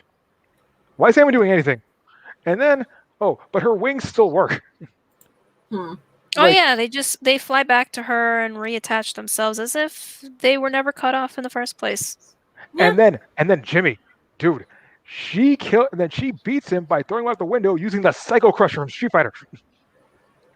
This is why I don't. I am not kidding. Sir. I do not. I no. It's exactly as ridiculous as it sounds. If you play Street Fighter, watch that movie because you will see the Psycho Crusher live, just live action, for some reason.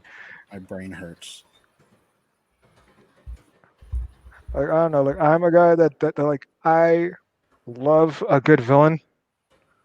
So seeing Maleficent connect with this child that she, by the storyline, was supposed to try and murder, it's weird. It's just weird. Wasn't Maleficent's goal like to protect the princess from bad men or something? Before it wasn't, but by the end of the movie, yeah, it was. Because, spoiler alert, her dad is an asshole. Mm-hmm. Isn't her dad the one who cut off Maleficent? Yes. Yeah. Yes. Yes. I didn't watch it, but I know the story because I don't even know why I know it. People talk. Possibly. So, I guess we're going to go to the next Disney live action abomination.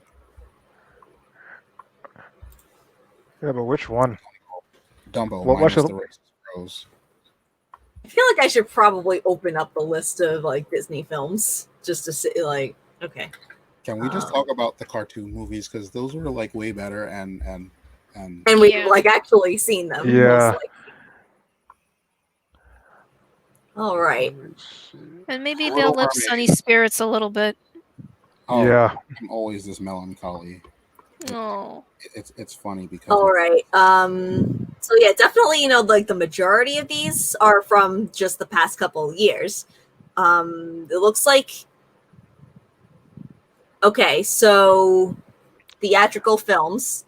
The Oh most my recent god. one was Live action Winnie the Pooh. I remember they did that. so the most recent Maya, one if you need to sleep, please do.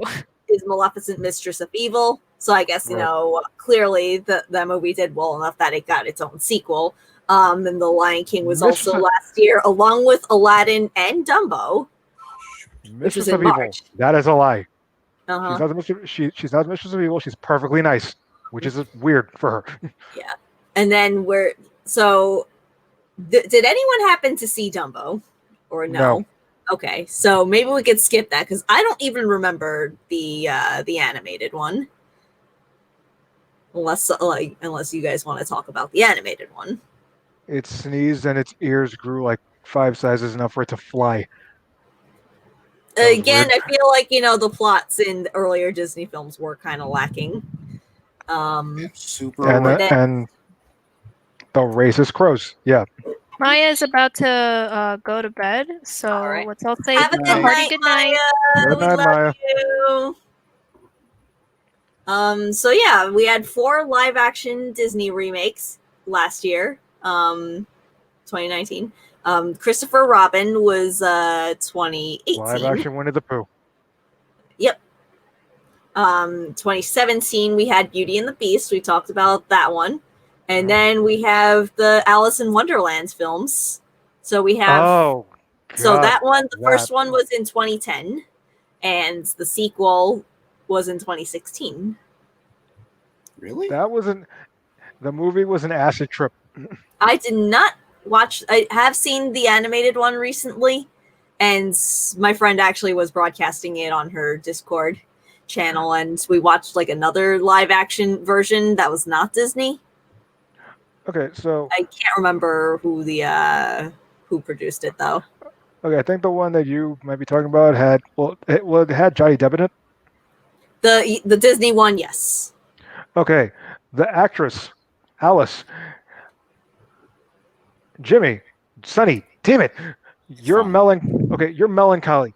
Imagine that feeling, but a face with blonde hair. Now imagine that same face with that same emotion the entire movie. That's what she was. She Mia didn't give a was shit.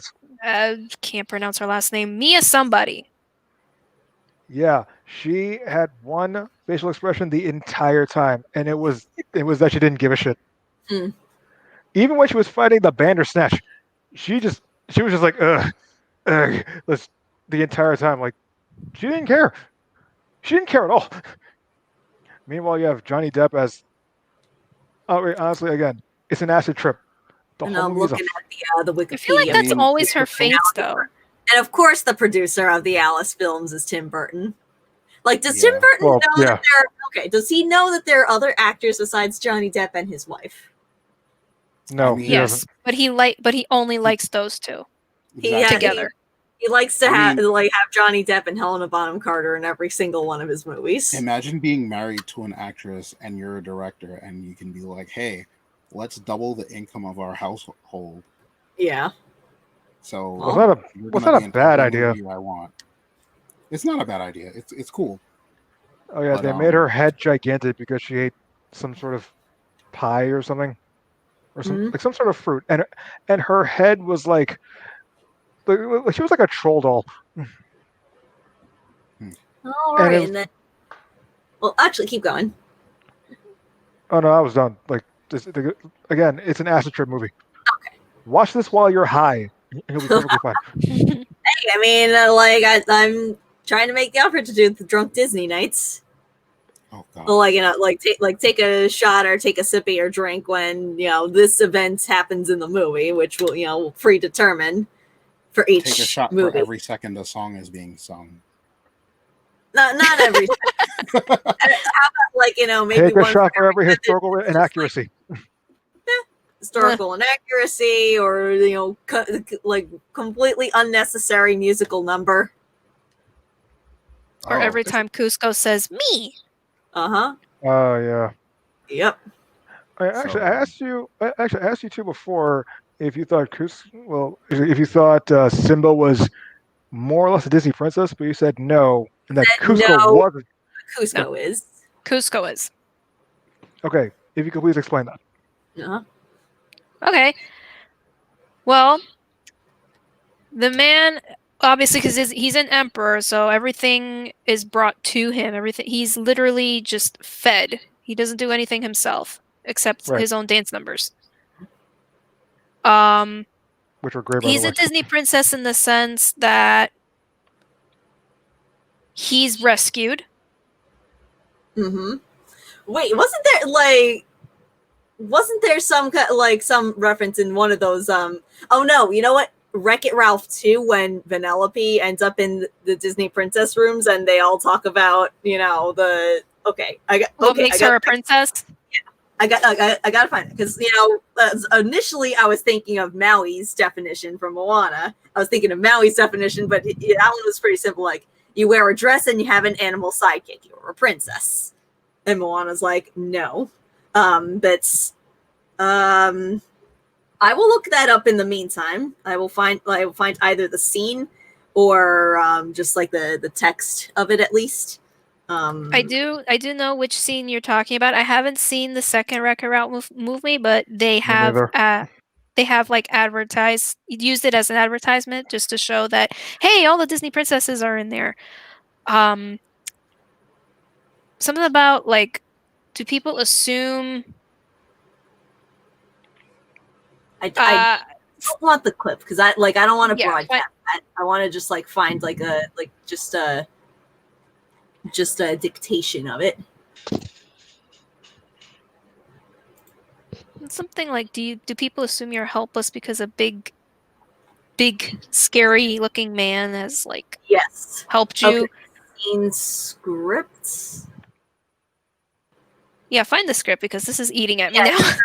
Just like y'all talk about it or just talk about it while I try to find the Okay. So Cusco is rescued by a big hefty man, and he's a princess, he's a princess in the sense that like it's all about him, me, right? Right. And he wants to like do things his own way, like, oh, please, I'm the emperor and I have an innate sense of direction, but like doesn't know where the hell he is. He is just helpless, just completely helpless. Can't defend himself, and when he tries to ask for help, it comes out all wrong. He has a one-track mind because he thinks like the whole world is out to do good by him when he finds out the hard way that that's not true. There's naivety going on as well. A lot of it. So I did find a transcript to some extent. So the first one is Rapunzel asking, "Do you have magic hair?" There's that scene where at the beginning when he's brushing his hair with the llama comb, and his hair does look pretty luxurious. So we'll say yes, he does have magic hair. Magic hands, no touchy, no touchy. Yeah. Magic hands, check. Do animals talk to you? Remember the squirrel? Squeaky squeakers? Squeak squeaker squeakity? Oh, that was the best. That was the best. So then Snow White asks, were you poisoned? The potion. True. The potion that turned him into a llama. Well, he was supposed to be poisoned. He wasn't actually poisoned. I think what comes next? No, but it was supposed to be. The intention was to actually poison him. Technically, if you give somebody something that they don't want or they don't know that they're ingesting, it's technically poisoning. So all right. Poisoned. So then the next one to speak is Sleeping Beauty, Aurora, asking if he was cursed. Which, yes, same thing with the potion turning into the llama was the curse. And then Rapunzel and Belle, kidnapped or enslaved. Yes. He was kidnapped because Krunk thought he was dead and was going to dispose of the body. And he accused Pacha of kidnapping him. Mm-hmm.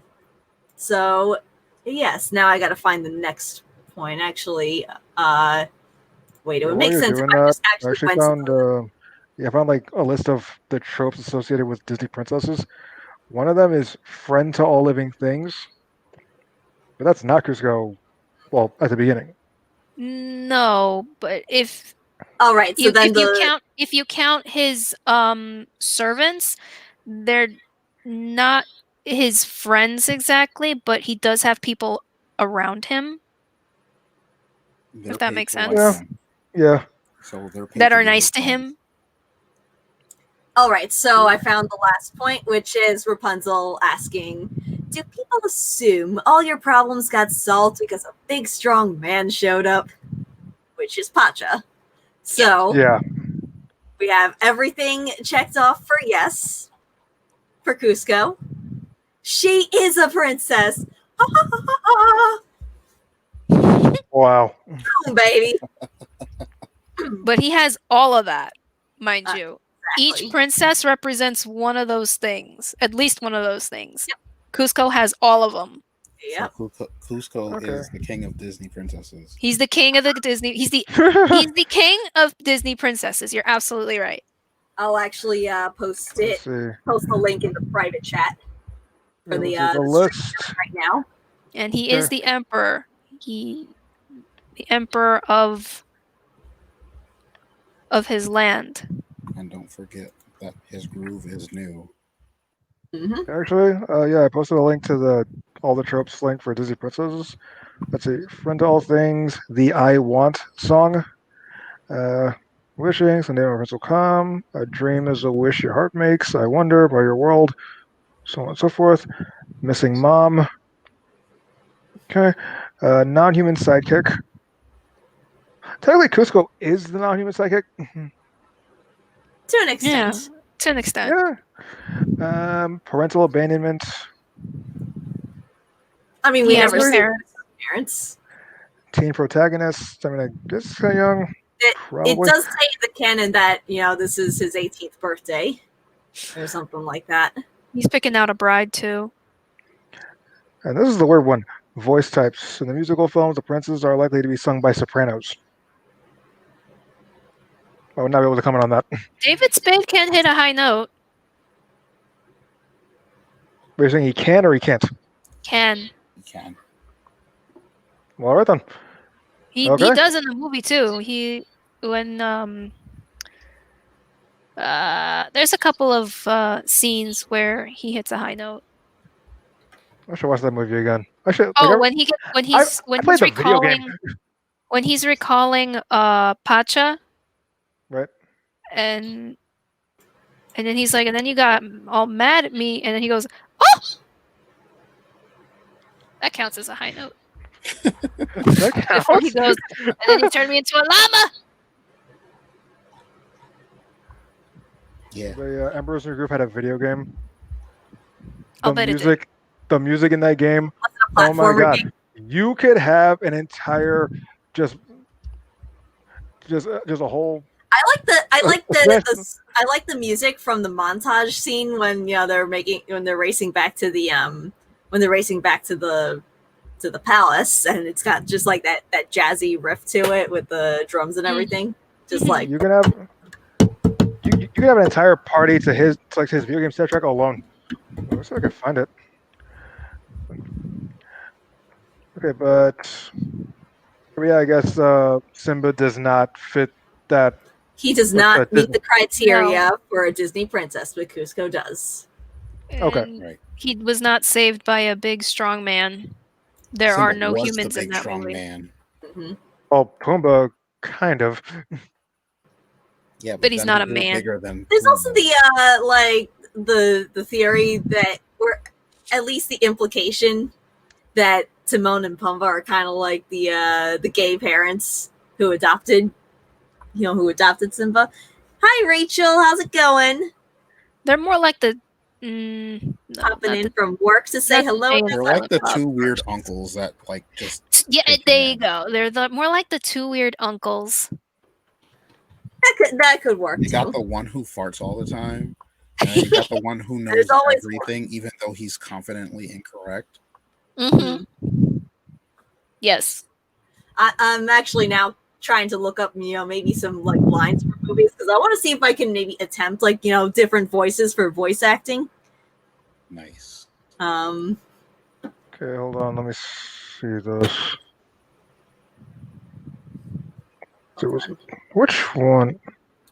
I just realized I'm like, why am I seeing like a different screen right now? You probably shouldn't play it for that long. Because this is one song I want to find.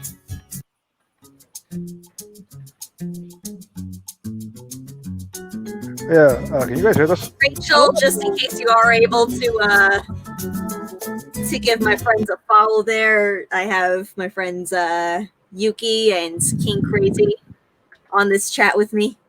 Hi. What's up? The Let me turn this craziest game down. in the world. Whatever Yeah, that she said track she was, that was, sounded really busy, nice. most likely on mobile. Yeah, this is the Emperor's New Groove. Like the OST is all there. I'm looking for one And particular you know what song. we were like? Cause Yuki and I were actually watching this movie on my Discord the other day, and you know the scene when she goes, pull the lever, Crunk, wrong lever. Yes. Let's see. Like that scene with the little roller coaster, like that should have been a ride at Disneyland. Yeah, it should have.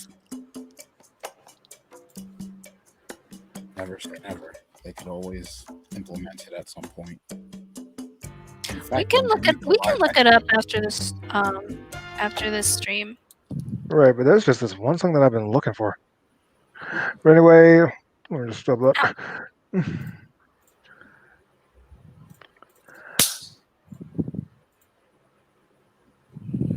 I just found it. Damn it. Don't worry. About Just link it then. Just link it somewhere. Yes, this is. Oh my god, it's my entire childhood. Hang on, linking it. Give me 1 second.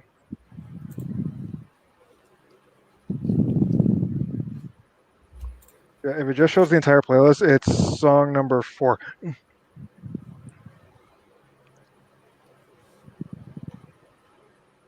Oh my goodness. it.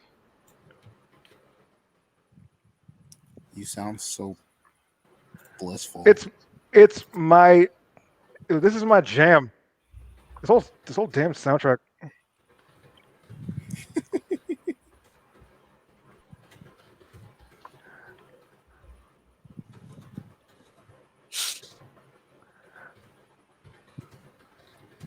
Oh, number 6. Yes. David Spade, take me away. Bro, this is getting No, that's how good this soundtrack was. okay. That's cool. I'm just saying, we're all silent, and you're like, "Oh yeah, David Spade taking me away." Because I don't want to get, I don't know, the band hammer. That's fair. That's fair. I'm just saying. Let's let's talk about another movie or something. I don't know. You want to talk about Pixar? What can we segue into from Emperor's New Groove? Is are any of the sequels or spin-offs worth talking about? Were there sequels? Oh yeah, Crocs New Groove and the Emperor's New School, I think. that was. Oh my god, that existed. I don't think I ever saw either of them. Oh no, wait, I think I did see Kronk's New Groove, and it's another one of those things where I mean, I guess I wouldn't consider him an antagonist. In the movies, because it's not just Yzma's the leader of their pair, so he kind of just does what she does, and he does have that conversation with himself, with his conscience. On the inside, he's a good guy. He's just misdirected. Is probably what it boils down to. The angel and devils are in the video game. They're in the settings. They're just they're great. But yeah, it's another the sequel is another redemption storyline of sorts, and of course they have to get him a girlfriend. Wow. So yeah. I remember in the movie, Yzma was lying to Pacha's wife about how they were cousins or whatever, but he kept believing it. But that was And to build trust with them. But then Pacha, he believed it completely. Oh, Kronk to the believed point it. where it's we have to do this more often. We're family, we see each other enough, and she's like, Right. Mhm. And then the sneaking around scene. And everybody just boo, and everyone's saying, I'm like, what the fuck is wrong with that guy? His own theme song. Like, have y'all ever watched the YouTube channel Cinema Sins? Yes. Yes. The Everything Wrong with series. I love watching those, especially the Disney ones. Honestly, after a while, it feels like his stuff feels kind of nitpicky. It's like the littlest things. Yeah, sometimes Like, I guess the movie is truly a good movie, and they got like kind of scrape for something, just to get the number over 100 or something like that. Yeah, but I think that's the point of the channel. It's to nitpick. Yeah. Yeah. Not an actual like review. So yeah, I mean, it's just for comedy purposes, and it is a lot of just typical film cliches, where like fourth wall breaks, that kind of stuff, or somebody says the title of the movie, and then it's just roll credits. Yeah. Yeah, similar channel that does that. A lot of you heard of Mahler. He like one of his best ones when he's watching Jurassic World, and like he has his friends chatting with him while he watches, and he's pointing out the many different ways how having a dinosaur in a military operation is unbelievably stupid and makes no sense. His exact words: dinosaurs would be shit in a war just for the cost to maintain them and feed them alone. Why would you have that? And then the fact that, controlling them. Have you seen anyone ever actually successfully control a dinosaur in these movies? I barely see them do that in Jurassic Park. Exactly, because dinosaurs would be shit in a war. Also, we have these things. I don't know if you heard of it. They're called guns. And with this gun, with this giant reptile thing that's the size of a couch leaps at you, you could shoot it with your gun and it would die. That's the big purpose of actually having it in the first place. Yeah. Because what would a dinosaur do when in an actual firefight? It would either freak the fuck out, or run the opposite direction, or do anything except do anything that would actually hurt the enemy. Why? Because dinosaurs are shit in a war. Are you? I mean, honestly, like the whole Jurassic Park series, it's intended to be a cautionary tale of, why having dinosaurs around with humans is a bad idea. But they keep making the movies, and it's like, they do keep we making get the it. movies. We get it. We know. Uh-huh.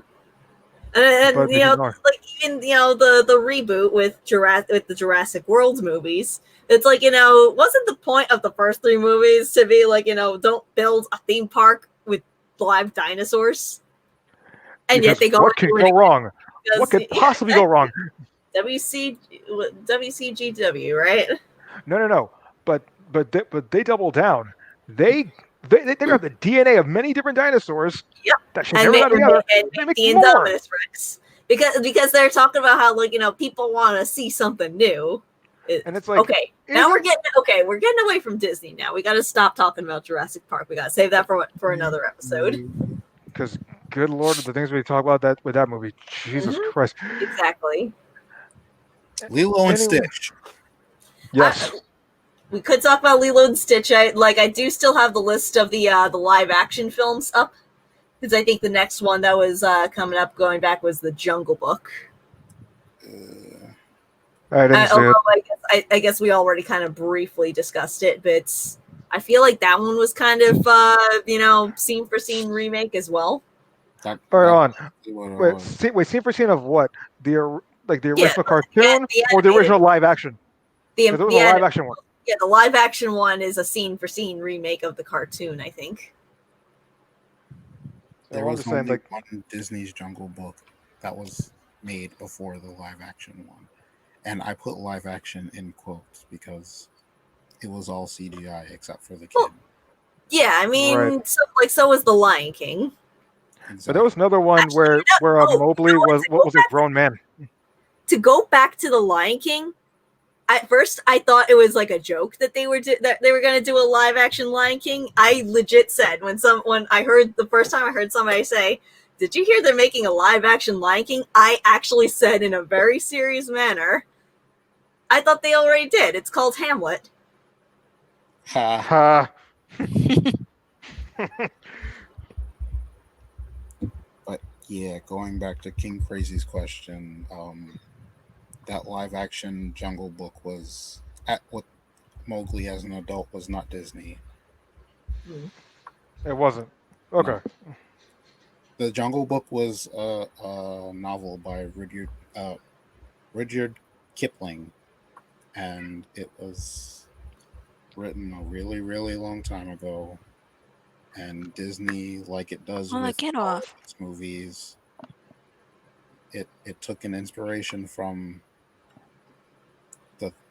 from something and made a movie about it with talking animals or talking silver or something else. You want to say, Kai? Hello, Kai. Hi, Kai. An animal. My cat. Is Lolita there too? Yes. You have a Hi, Lola. They're both here, but Kai is making some demands. What's up, kitty? I mean, that sounds like the typical cat thing to do. So I'm also seeing that the Jungle Book was the original, was the very first of the Disney animated films to have a live action adaptation in 1994, because the animated one was from what I consider the Disney Jazz Age, because a lot of the musical numbers from the 1960s Disney films have that very jazzy tune to it. I mean, for the Jungle Book, I'm going to take my ukulele again, and Bare Necessities has a lot of seventh chords, which is pretty typical in jazz songs. So, look for the bare necessities, the simple bare necessities. Forget about your worries and strife. I mean the bare necessities. That's why a bear can rest at ease with just the bare necessities of life. Yay! Unfortunately, I don't know the words to the whole song. I do, but yeah, it does have a lot of seventh chords. So Jimmy, sing for us. Damn it, Sonny. Damn it.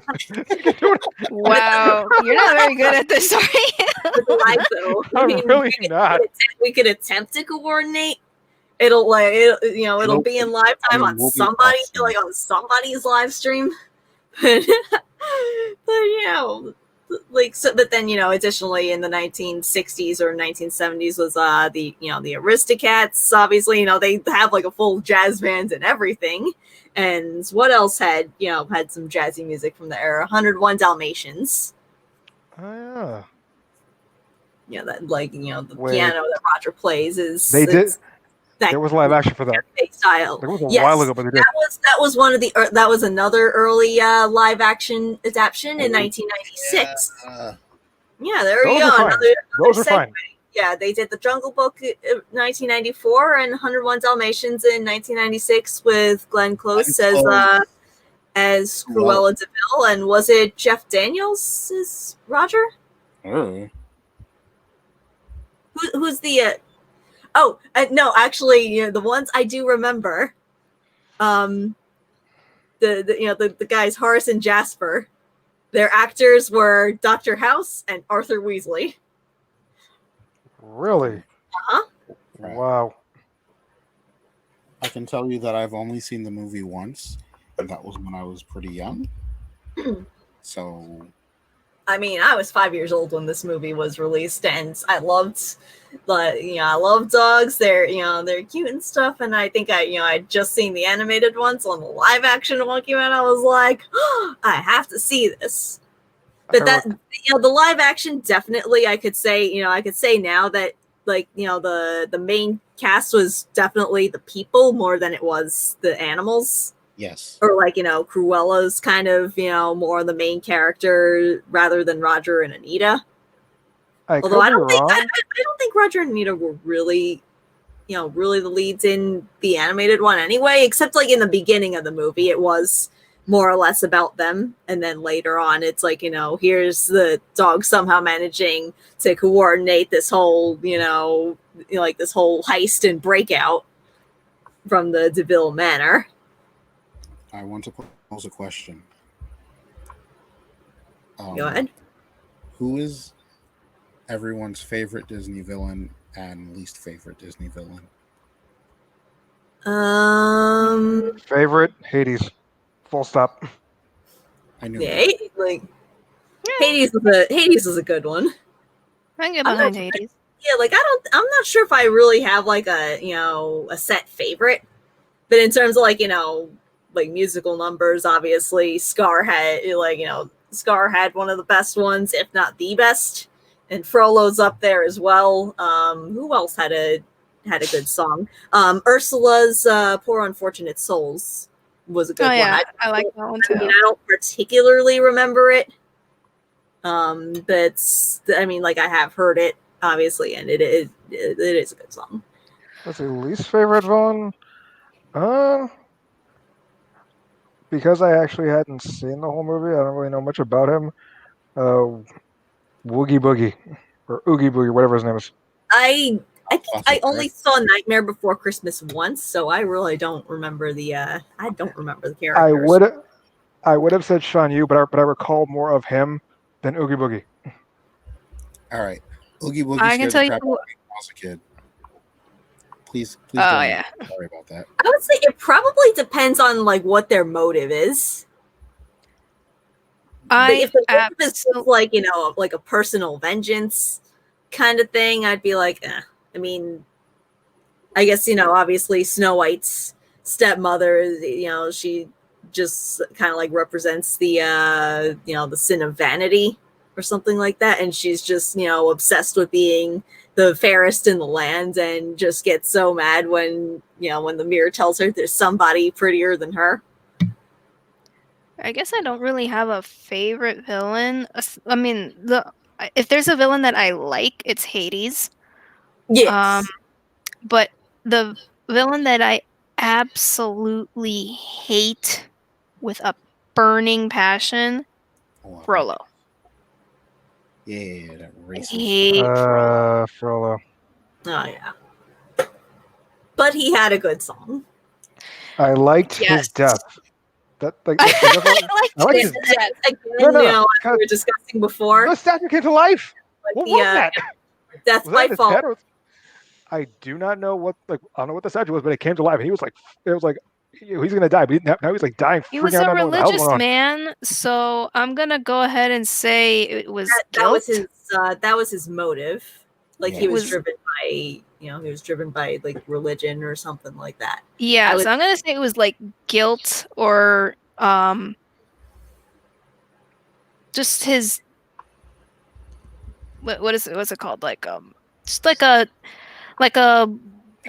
hallucination that he had, but it was based on the fact that he's just basically God's way of saying you suck as a human being. Mm-hmm. Yeah. And also he kind of he used Quasimodo, for his own personal gain, where it's like maybe he thinks that everybody perceives him to be this kind-hearted man because he took in this child that nobody wanted, that was abandoned by his own parents, when in reality he yes, he killed the parents. Yeah, he's a terrible piece of crap. Yeah. He arrested his father, and his mother got away, but he killed his mother. Right. And meanwhile, thousands of miles away, Cruella de Vil wanted clothes. Yes. That is her motive.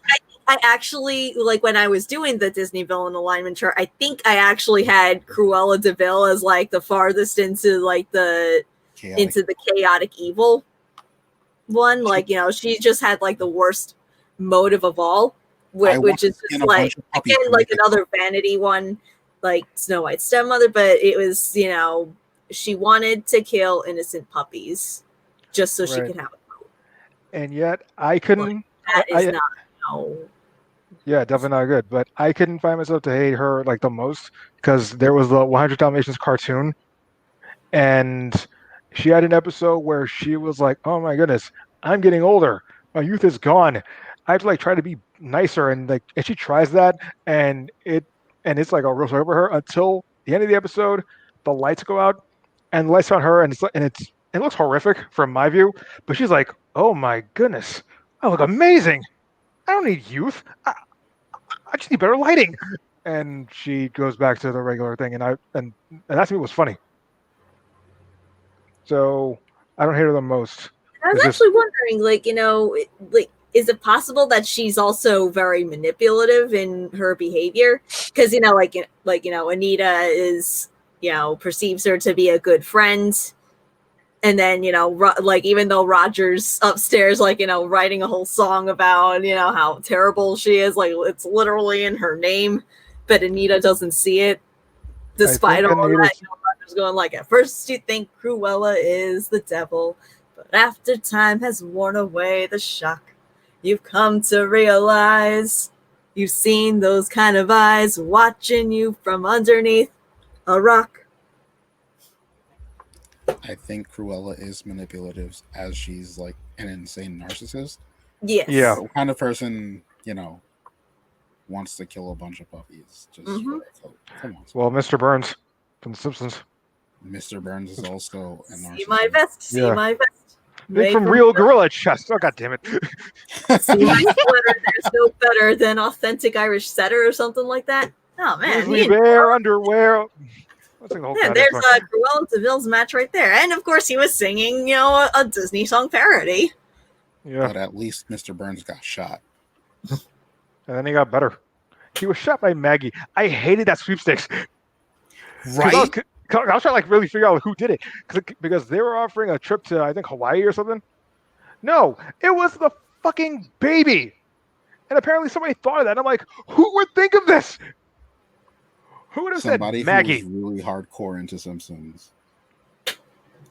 Oh, I guess this kind of counts into the Disney thing since Disney now owns Fox and The Simpsons is now on Disney Plus. I mean, what doesn't the mouse own?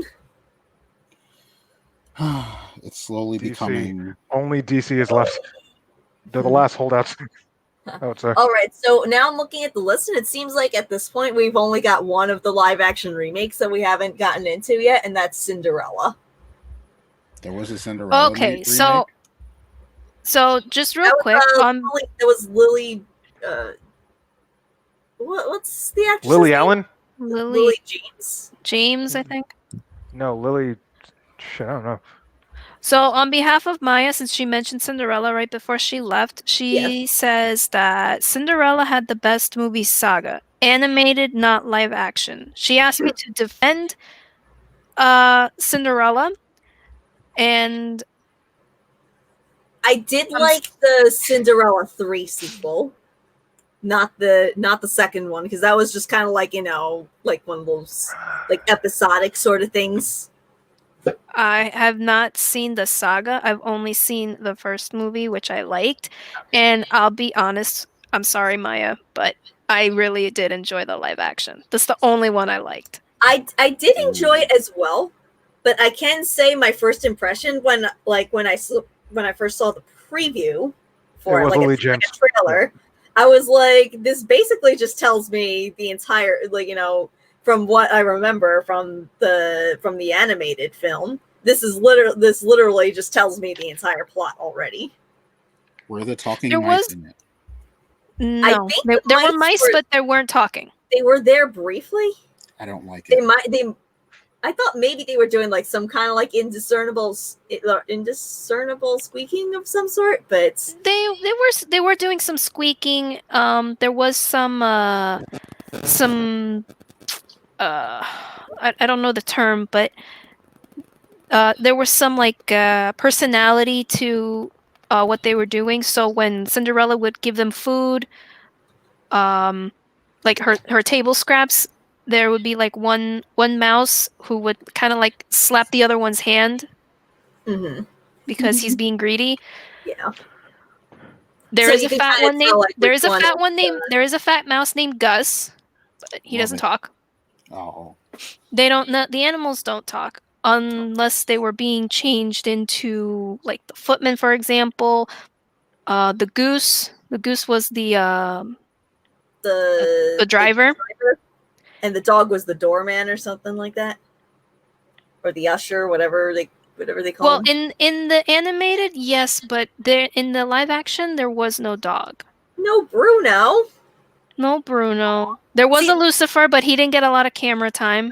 So I actually was discussing this before you showed up, Yuki, before we even went live, was that, the earlier Disney films definitely had a lot more presence of animals and other critters. I guess, maybe people like to see that back then, but it was like, with the earlier animated films, particularly with Cinderella, I feel like if you were to take out everything that didn't have an animal in it, you'd probably have like a 10 to 15 minute movie.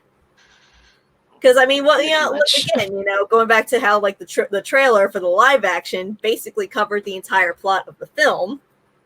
Because it's just like, Cinderella's just this girl who got stuck with an evil stepmother and stepsisters after her father unfortunately passed away, and they're treating her like shit. And then they happen to go to a ball, and Cinderella, because no, but you do get an origin story for Cinderella. So like it starts her off as a little girl, and she has both her parents, and they live in like this beautiful country house, and all is well and good until the mother falls ill, and mother reminds her that magic exists, and then she's left alone. Then Cinderella, Ella, her name is Ella. Yes, of course, because it is explained that the stepsisters called her Cinderella because she's working in the fireplace and gets covered in the cinders and ashes. And then and that's she pretty much takes that as her own name. Like she introduces herself to the prince at the end as Cinderella. Yeah, like that's not your name, girl. But okay, go ahead. It's really awesome that she owns that, though. But yeah, she owns it because she's like, I know, I'm the keeper of this house, and what they call me Cinderella because I'm usually covered in cinders. And on that note, her using that name as her default name is that in the sequel, Twist in Time, Cinderella 3, at like towards the end, the mice actually have a musical number, and you know how they call her Cinderella. So, they're trying to explain to the prince because he kind of had like his memory altered or something because Tremaine got a hold of the magic wands from Fairy Godmother and did the whole thing on him. And he doesn't, remember what happened exactly. So the mice kind of help him to remember that Cinderella was the maiden at the ball. So he goes to find her thinking that that's her name. So, when he finds her, he's like, will you marry me, Cinderella? And she goes, actually, it's Cinderella. I mean, more power to her, I guess, for owning it. Yeah. She's a strong, not so independent woman. Yes, and I think she's quite independent. Yeah, I mean, she may have lived in the house with the stepmother and stepsisters, but let's face it, all she had were the mice. Again, like with the the earlier films versus the later ones, you can even see the difference in character with the with the original film and the sequel, where in the original one she kind of just sits around doing nothing really, just kind of following orders, waiting for the prince to show up, and she happens to just have a moment of luck there, really. Like she happened, I think actually in A Twist in Time, they do make I guess the prince does make a comment at some point about how many women wear a size 4.5, as if manufactured shoes existed back then with actual shoe sizes. Right. It's, I guess, the whole explanation of how is it that that slipper only fit this one person? So is, I guess, the whole Cinderella just happens to have very small feet. That's why the stepsisters chopped off their clown feet. That's why they had in the true lore. Yeah, they had to like chop and off their. actually, because these are fairy tales which were told, I guess, orally by word of mouth. They do exist in different versions. So obviously the Grimm, the brothers Grimm did not write the stories; they just wrote them down. Like they listened to somebody else tell, which is kind of what they do in the movie with Matt Damon and Heath Ledger. So like I don't know if y'all have seen that one. I did. It was from like I the heard of it, mid-2000s didn't watch it. or something. But yeah, it's kind of the how the story is, where they're going to collect the stories that people are telling. And actually, the earliest form of Cinderella is not of European origin, but from from like the 2nd or 3rd century China. Nice. And if you guys know like the whole like the old tradition of foot binding Yes. in the Chinese culture, so I don't remember like I thought it was Thai, but what was the name? It's like when Well, on foot binding. I don't think it was actually foot binding in the original story. I think no, they would break. It was like foot breaking, wasn't it? Yeah, basically that was what foot binding was. Like they literally they curled like the toes to the point of like the way that they were shaped. It was so messed up. Oh, yes. Man. Oh, I think I know what you're talking about. And yeah, and that's like why would you do that? Because of the constant breaking of the feet to make them fit into these small shoes, these women most often couldn't even walk. So it's really only for like I guess like people of higher status, because the whole point is like if you're wealthy, you don't have to walk, you don't have to get up and work. People will work for you. And I guess that's going same in a similar manner in the Grimm story, where the stepmother tells her daughters to cut off the piece of her foot because when you're married to the prince, you won't have to walk. Right. That didn't work out. Yeah, exactly. Most of those fairy tales and stories end in like some kind of mutilation or tragedy. It's really sad. Yeah, I mentioned the original Pinocchio a while back, before the stream started, and holy crap. If you think about the ending, there's still a bunch of children who have been turned into donkeys who are still being enslaved at a carnival, whatever it was. Like, Pinocchio gets his happy ending, but like his best friend and a bunch of other kids from school are spending the rest of their lives as donkeys. And that's just the Disney movie. All right, actually, like I'm on Wikipedia right now. I found the Tale of Ye Shan is a Chinese fairy tale that is similar to the European Cinderella story. The Malay, Indonesian, I can't pronounce those words. I mean, I'm better with Chinese and other Asian languages. And but yeah, the plot: long before the Qin and Han dynasty, in a small community of cave dwellers called Wudong, their chief by the name of Wu had 2 wives by custom and a daughter by each of them. Ye Shan is Wu's daughter of one wife, and she is extremely beautiful, kind and gentle, and gifted in many skills such as pottery and poetry. In contrast, her half-sister Jun Li is plain-looking, cruel, and selfish, and both she and her mother, Wu's other wife Jin, envy the attention Wu lavishes upon Ye Shan. Ye Shan's mother died when she was still a baby, so Wu did all he could to raise his motherless daughter. Unfortunately, Ye Shan's father dies from a local plague, and a new chieftain was appointed to take his place, as Wu had no sons. With her family reduced to poverty, Ye Shan is forced to become a lowly servant and work for her unloving and cruel stepmother Jin and spoiled and lazy younger half-sister Jun Li. Despite living a life burdened with chores and housework and suffering endless abuse at her stepmother's hands, she finds solace when she ends up befriending a beautiful 10-foot-long koi fish in the lake near her home with golden eyes and scales. The fish was really a guardian spirit sent to her by her own mother, who never forgot her daughter even beyond the grave. So this fish is kind of like the fairy godmother in the European tale. One day, Jun Li follows Ye Shan to the lake and discovers her talking to the fish. Angry that Ye Shan has found happiness, she told her mother everything she had seen. The cruel woman tricked Ye Shan into giving her the tattered dress she wears and by this, catches and kills the fish and serves it for dinner for herself and Junli. Yexian is devastated until the spirit of an old man, possibly one of her ancestors or her maternal grandfather, in a white robe with white hair, appears and tells her to bury the bones of the fish in 4 pots and hide each pot at the corners under her bed.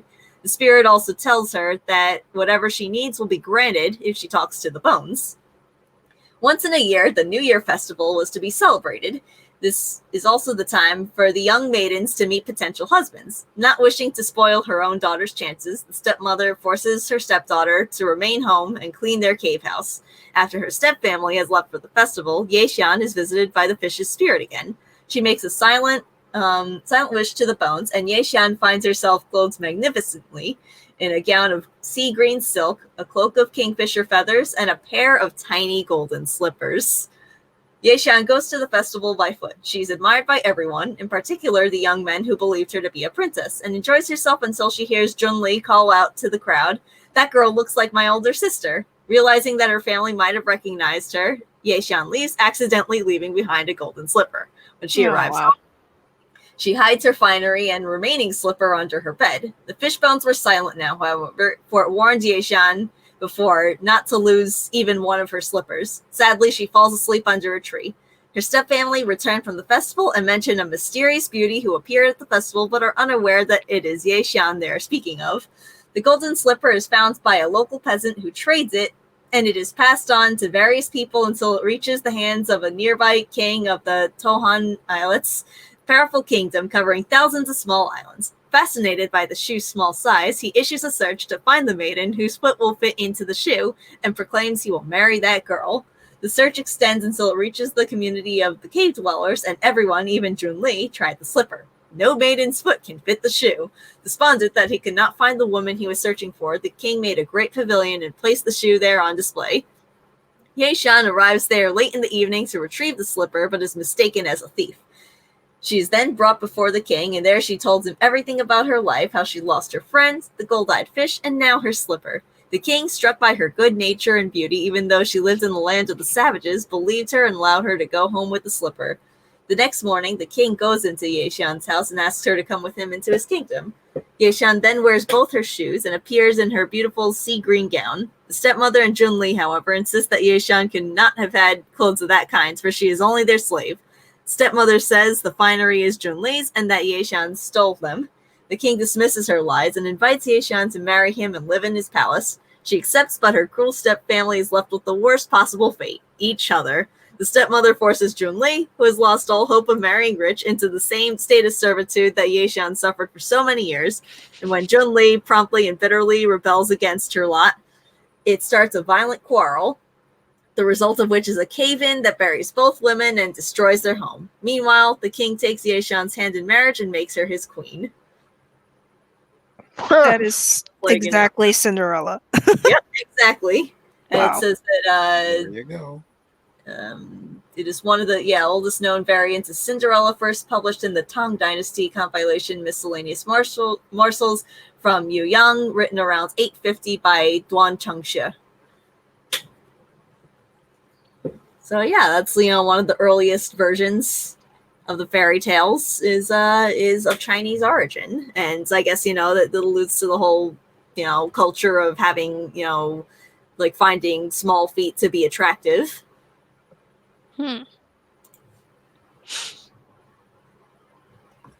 Fascinating. Yep. The only difference was the stepsister just flipping out, not able to. It's like, you couldn't last that long. It said you cause a cave-in that kills you both. Nice job. It's like, well, She can laugh that loud too. Wow. all right. Well, yeah, that's about it. Discussing the live action Disney films. So what can we talk about next? Pixar. Okay, I'm gonna. Okay, there's plenty of Pixar. There's a lot left to discuss. But you can definitely see how the animation has improved over the years for sure. And if I'm not mistaken, a lot of their movies were kind of just like experimental, projects for different types of animation. where, you know, Toy Story is kind of just like, you know, their primitive, you know, like primitive years, because that, you know, that was 1995. And when you compare the animation of Toy Story to Toy Story 4, it's like, you know, like it's improved so much.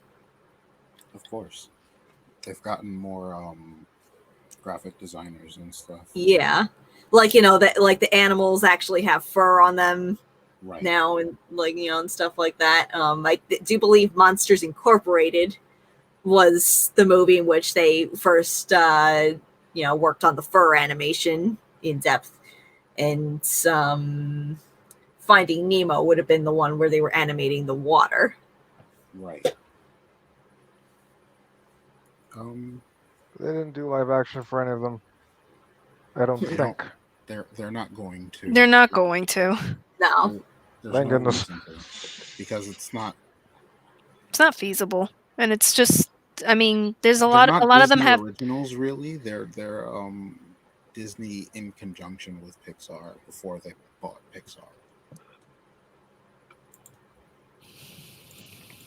So yeah.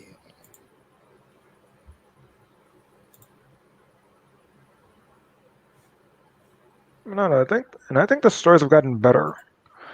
At least, like for the Toy Story movies, they seem to have an actual like character progression. I'm actually looking, like, you know, because I have the page open right now. I didn't even think about, you know, like what are going to be the upcoming Pixar films, and I'm seeing one called Soul. Yes. And Luca. Soul is a movie about a music teacher who falls down a manhole and accidentally, like, he's supposed to die or something, but like his body is taken over by Tina Fey. Oh, I mean the spirit of Tina Fey. I don't know. She's I was about to say like oh my god, like actress Tina Fey takes over his body. How well, wild! here's the thing. Oh my god! Like, is this like is this like the movie Enchanted, where it starts out as an animated film and then becomes a live action? No, but I know a lot of the details because I know somebody who was consulted on, who was a consultant for the movie, and Disney was Disney and stuff happened. But yeah, so Actually, hold on one sec. I'm gonna step away for a moment. Keep talking. All right. okay. So yeah, Soul is basically a story about this guy who is unfulfilled with his life, even though he's teaching and that's his dream. But yeah, and apparently you've got a bunch of famous people as the voice actors and actresses, like Alicia Rashad and Jamie Foxx, and of course Tina Fey, and I think Herbie Hancock is in it. So, you know, interesting, but it's one of those movies where you'll probably cry at some point because Pixar is a master of That's how trying to Pixar squeeze is. tears out. And yeah, that's pretty much it. So Hey, guys, did you know that Rick Astley will loan you any of the movies in his Pixar collection except for one? He's never gonna give you up. Oh.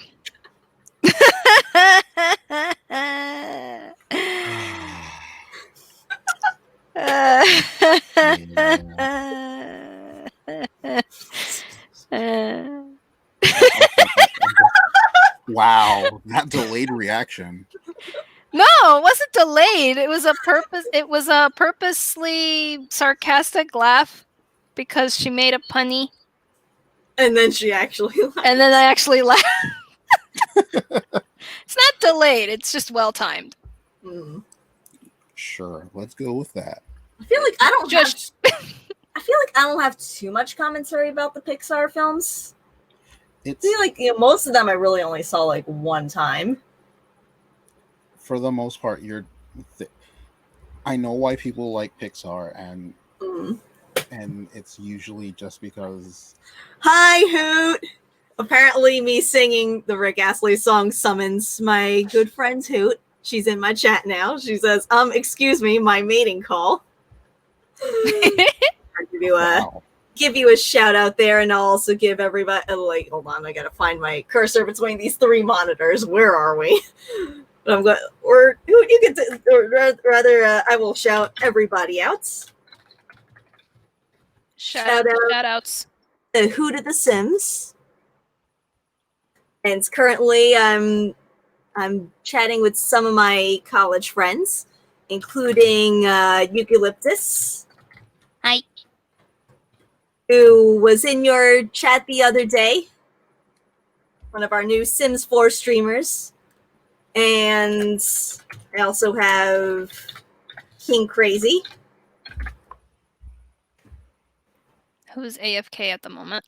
Yes, he is currently AFK, but we'll give him a shout out as well. I know he hasn't streamed in a while, except for right now. But yeah, here we are. We're just talking about Disney World.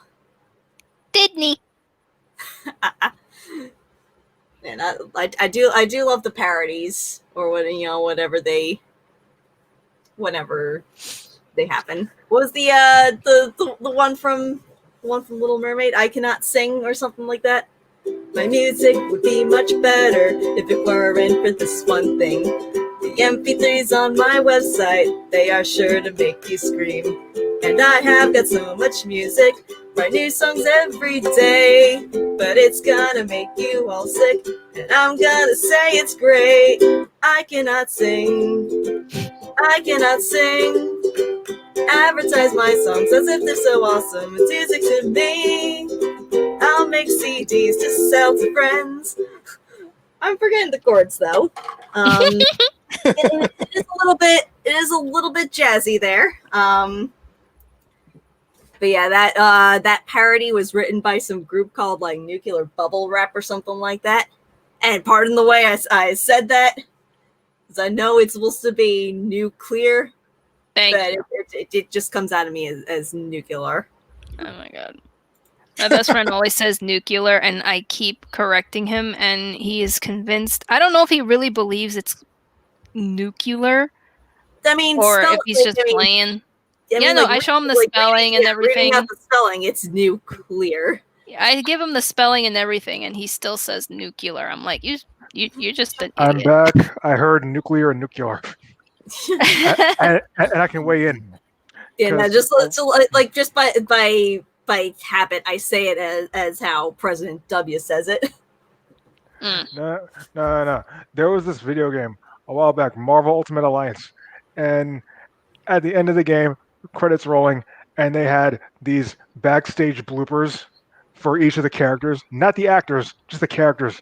So you had, one of them, Reed Richards, Mr. Fantastic, is like, Sue, get everybody out. We have to disarm the nuclear bomb. And she's like, it's nuclear. Yeah, it's like, that's what I said. Nuclear. No, you're saying it wrong. And he's like, Susan, I have 4 degrees in physics. I think I know how to say nuclear. It was such a good game. So which Pixar film did we want to talk about first? Well, shall we just kind of go in general order, starting with Toy Story? Actually, I think I'm gonna bow out for the evening. Getting late for you. Yeah. We could do since we did mostly Disney for about 2.5 hours now. Yeah, we could do this. We could make this a 2-parter if you guys so desire. We could talk Pixar another time. We could another segment. Because there's a lot of. I'm sure there's a lot of Pixar movies to go through. Yeah, there are. To talk about. And this was a real general topic. And there's just a lot of Disney films. Okay, so I guess since I'm not sure how much longer we would be going, but I guess since Jimmy's leaving, I guess just to just get back on topic. Bro. Sunny, damn it! I live in the sky. Sunny. Okay, anyway. You'll get better, guys. You'll get better. We're getting there. Okay, but I guess my question is, what do you feel could have been the thing that changed over the years? Because because like the cartoon movies, they were fun, they were vibrant, they were like they were colorful, like they had good music, they hold special places in all of our hearts. I would like to think. But Mhm. now you have these remakes, and they're bland, they're boring, they're like Mulan is one of my favorite cartoons growing up, and in this movie she's a Mary Sue, like she's the definition of a Mary Sue character. Right. So it's like that's my Sorry, question. did you say Mary Sue? Yes, There's a character in The Sims 2, and her name is Mary Sue, and she is exactly as how you're describing. I suppose. I don't know. A prodigy. yeah, good at everything. Everyone loves her, and she doesn't have to try anything. Case in point, she is a kung fu genius and crouching tiger, hidden dragon master by the age of 6. Already, I can't relate to this, but I'm thinking, okay, Korra mastered maybe like 3 elements at the age of 4. So I didn't watch that show. I wouldn't know. It's shitty writers. Basically, That's what changed though. You will go from you know, old school wholesome writers and developers from years ago who actually maintain the integrity of good storytelling, and you have all these people now who they're just looking to get into the business of movie producing and I guess screenwriting, but they're not doing it well. Like it's just really shitty writing. A lot of them are just also kind of inputting like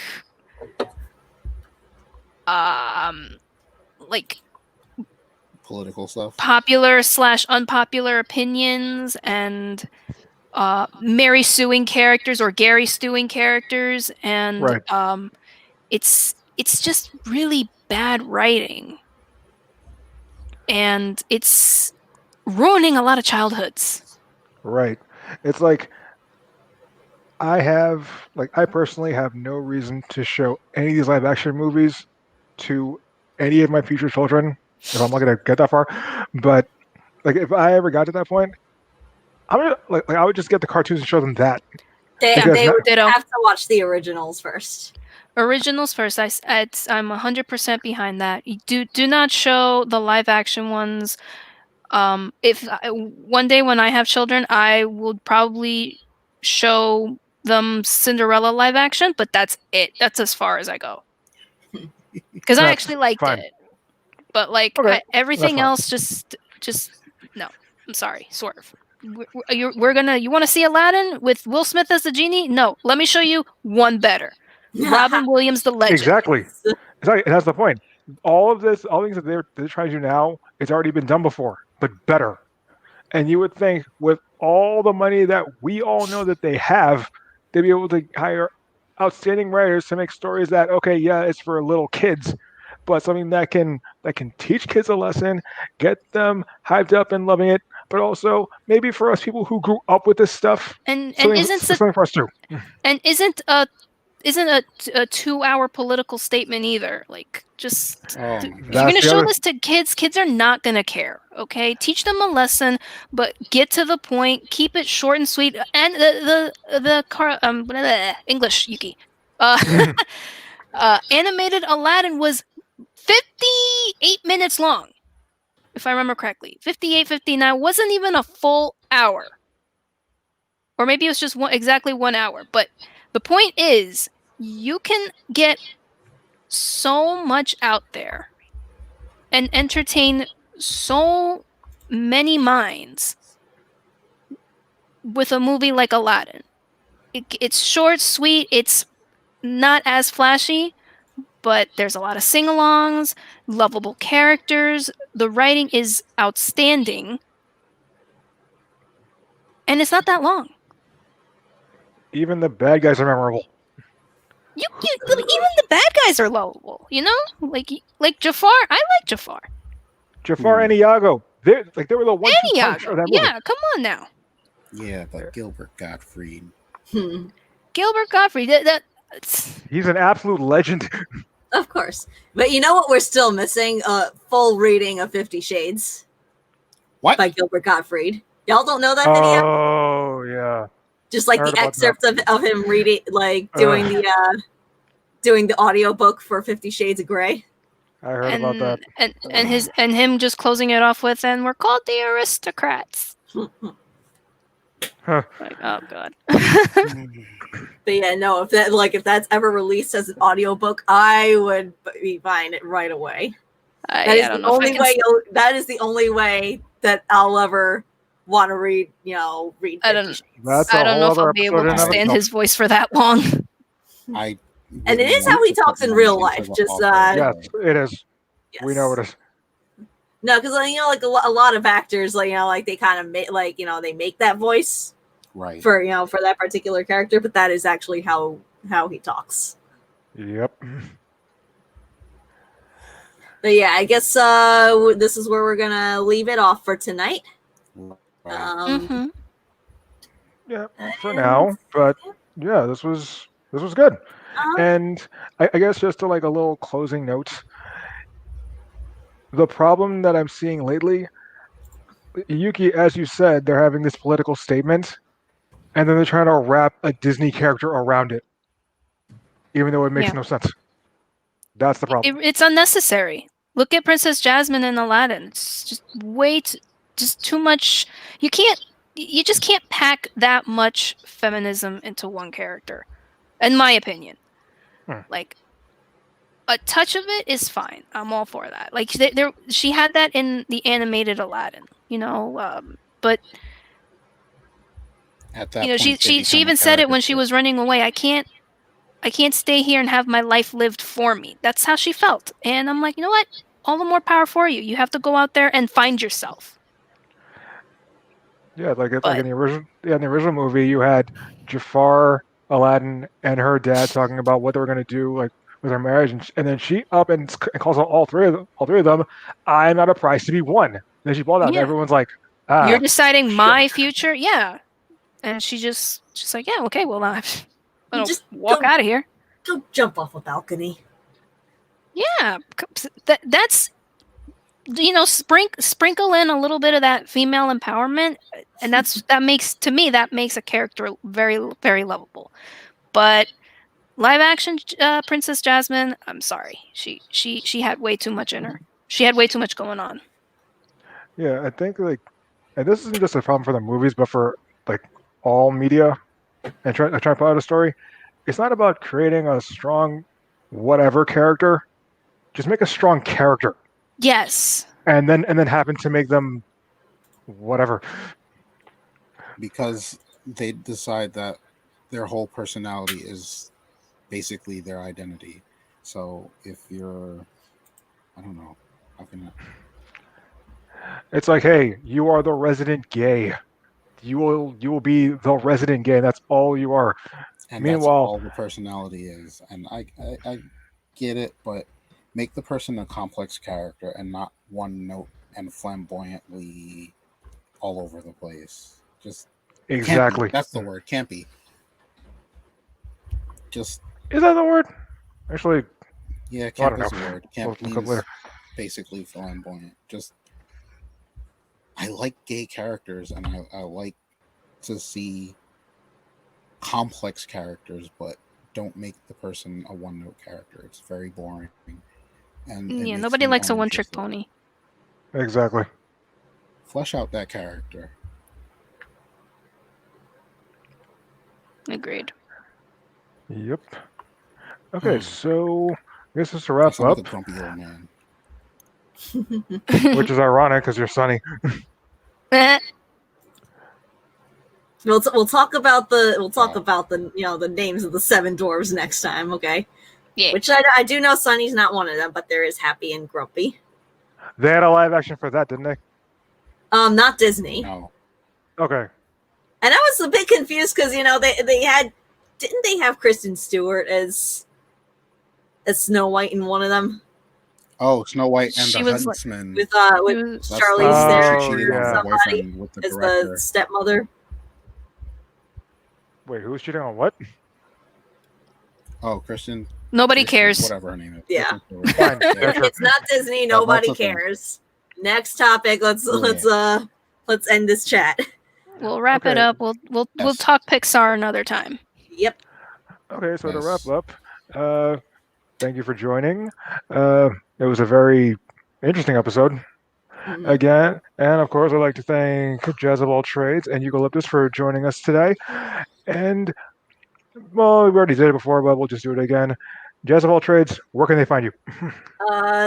At twitch.tv/jazz_of no Wait, what? I can't mess it up. Like jazz_of_all_trades. When it comes to social media, I tend to keep a low profile, so I don't have any of those links. Cool. And that's perfectly fine because There was a Ugh. pun there, by the way. was there? Yes, I keep a low profile. Oh, okay. Ha. Great. Cool. Having Ding. a delayed laugh again. That was Sunny this time. Okay. But now So- Sunny gets it. You said that it was delayed on my part. Yep. Now he gets it. It's pun for the whole family. No. Aha. Yes. Yes. Anyway. No.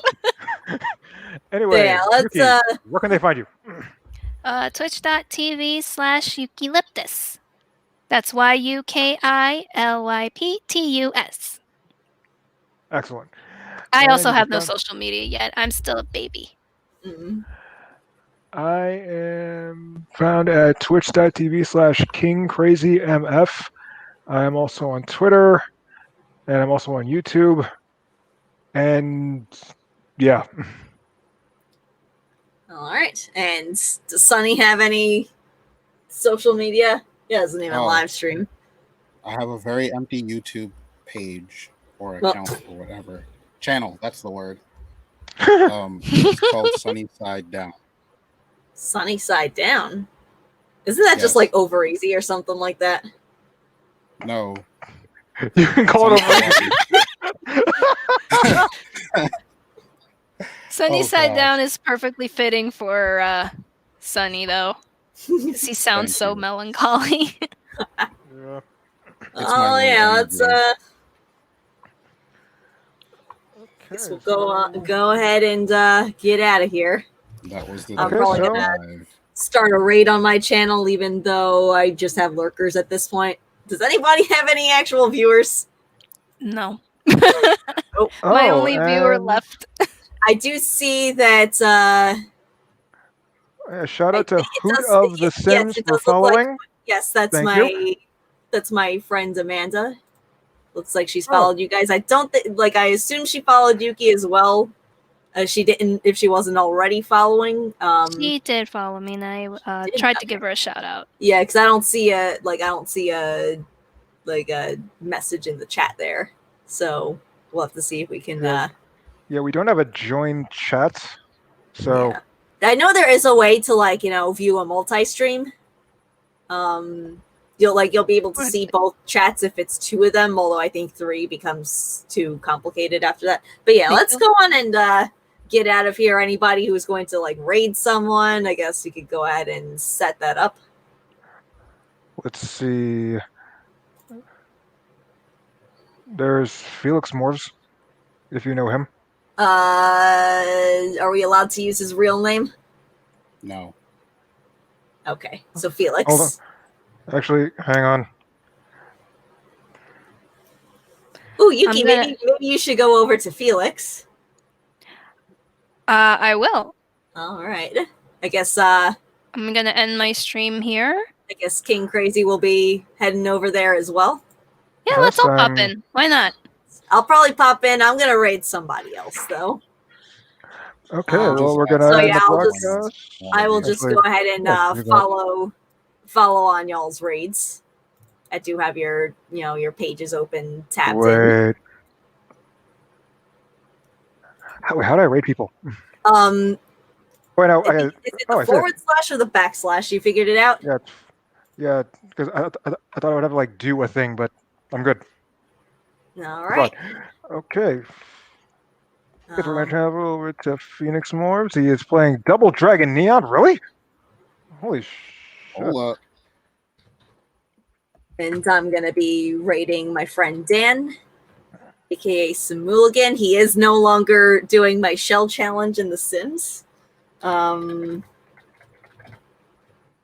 So it is safe for me to go ahead and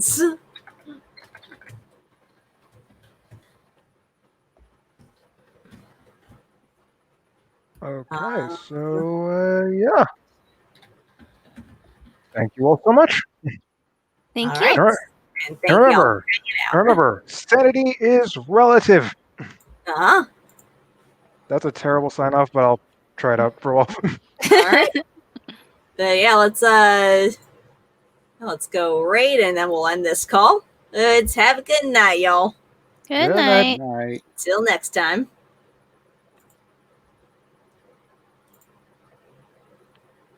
I'm gonna hop over to Felix's page. Yep. All right. Rating now.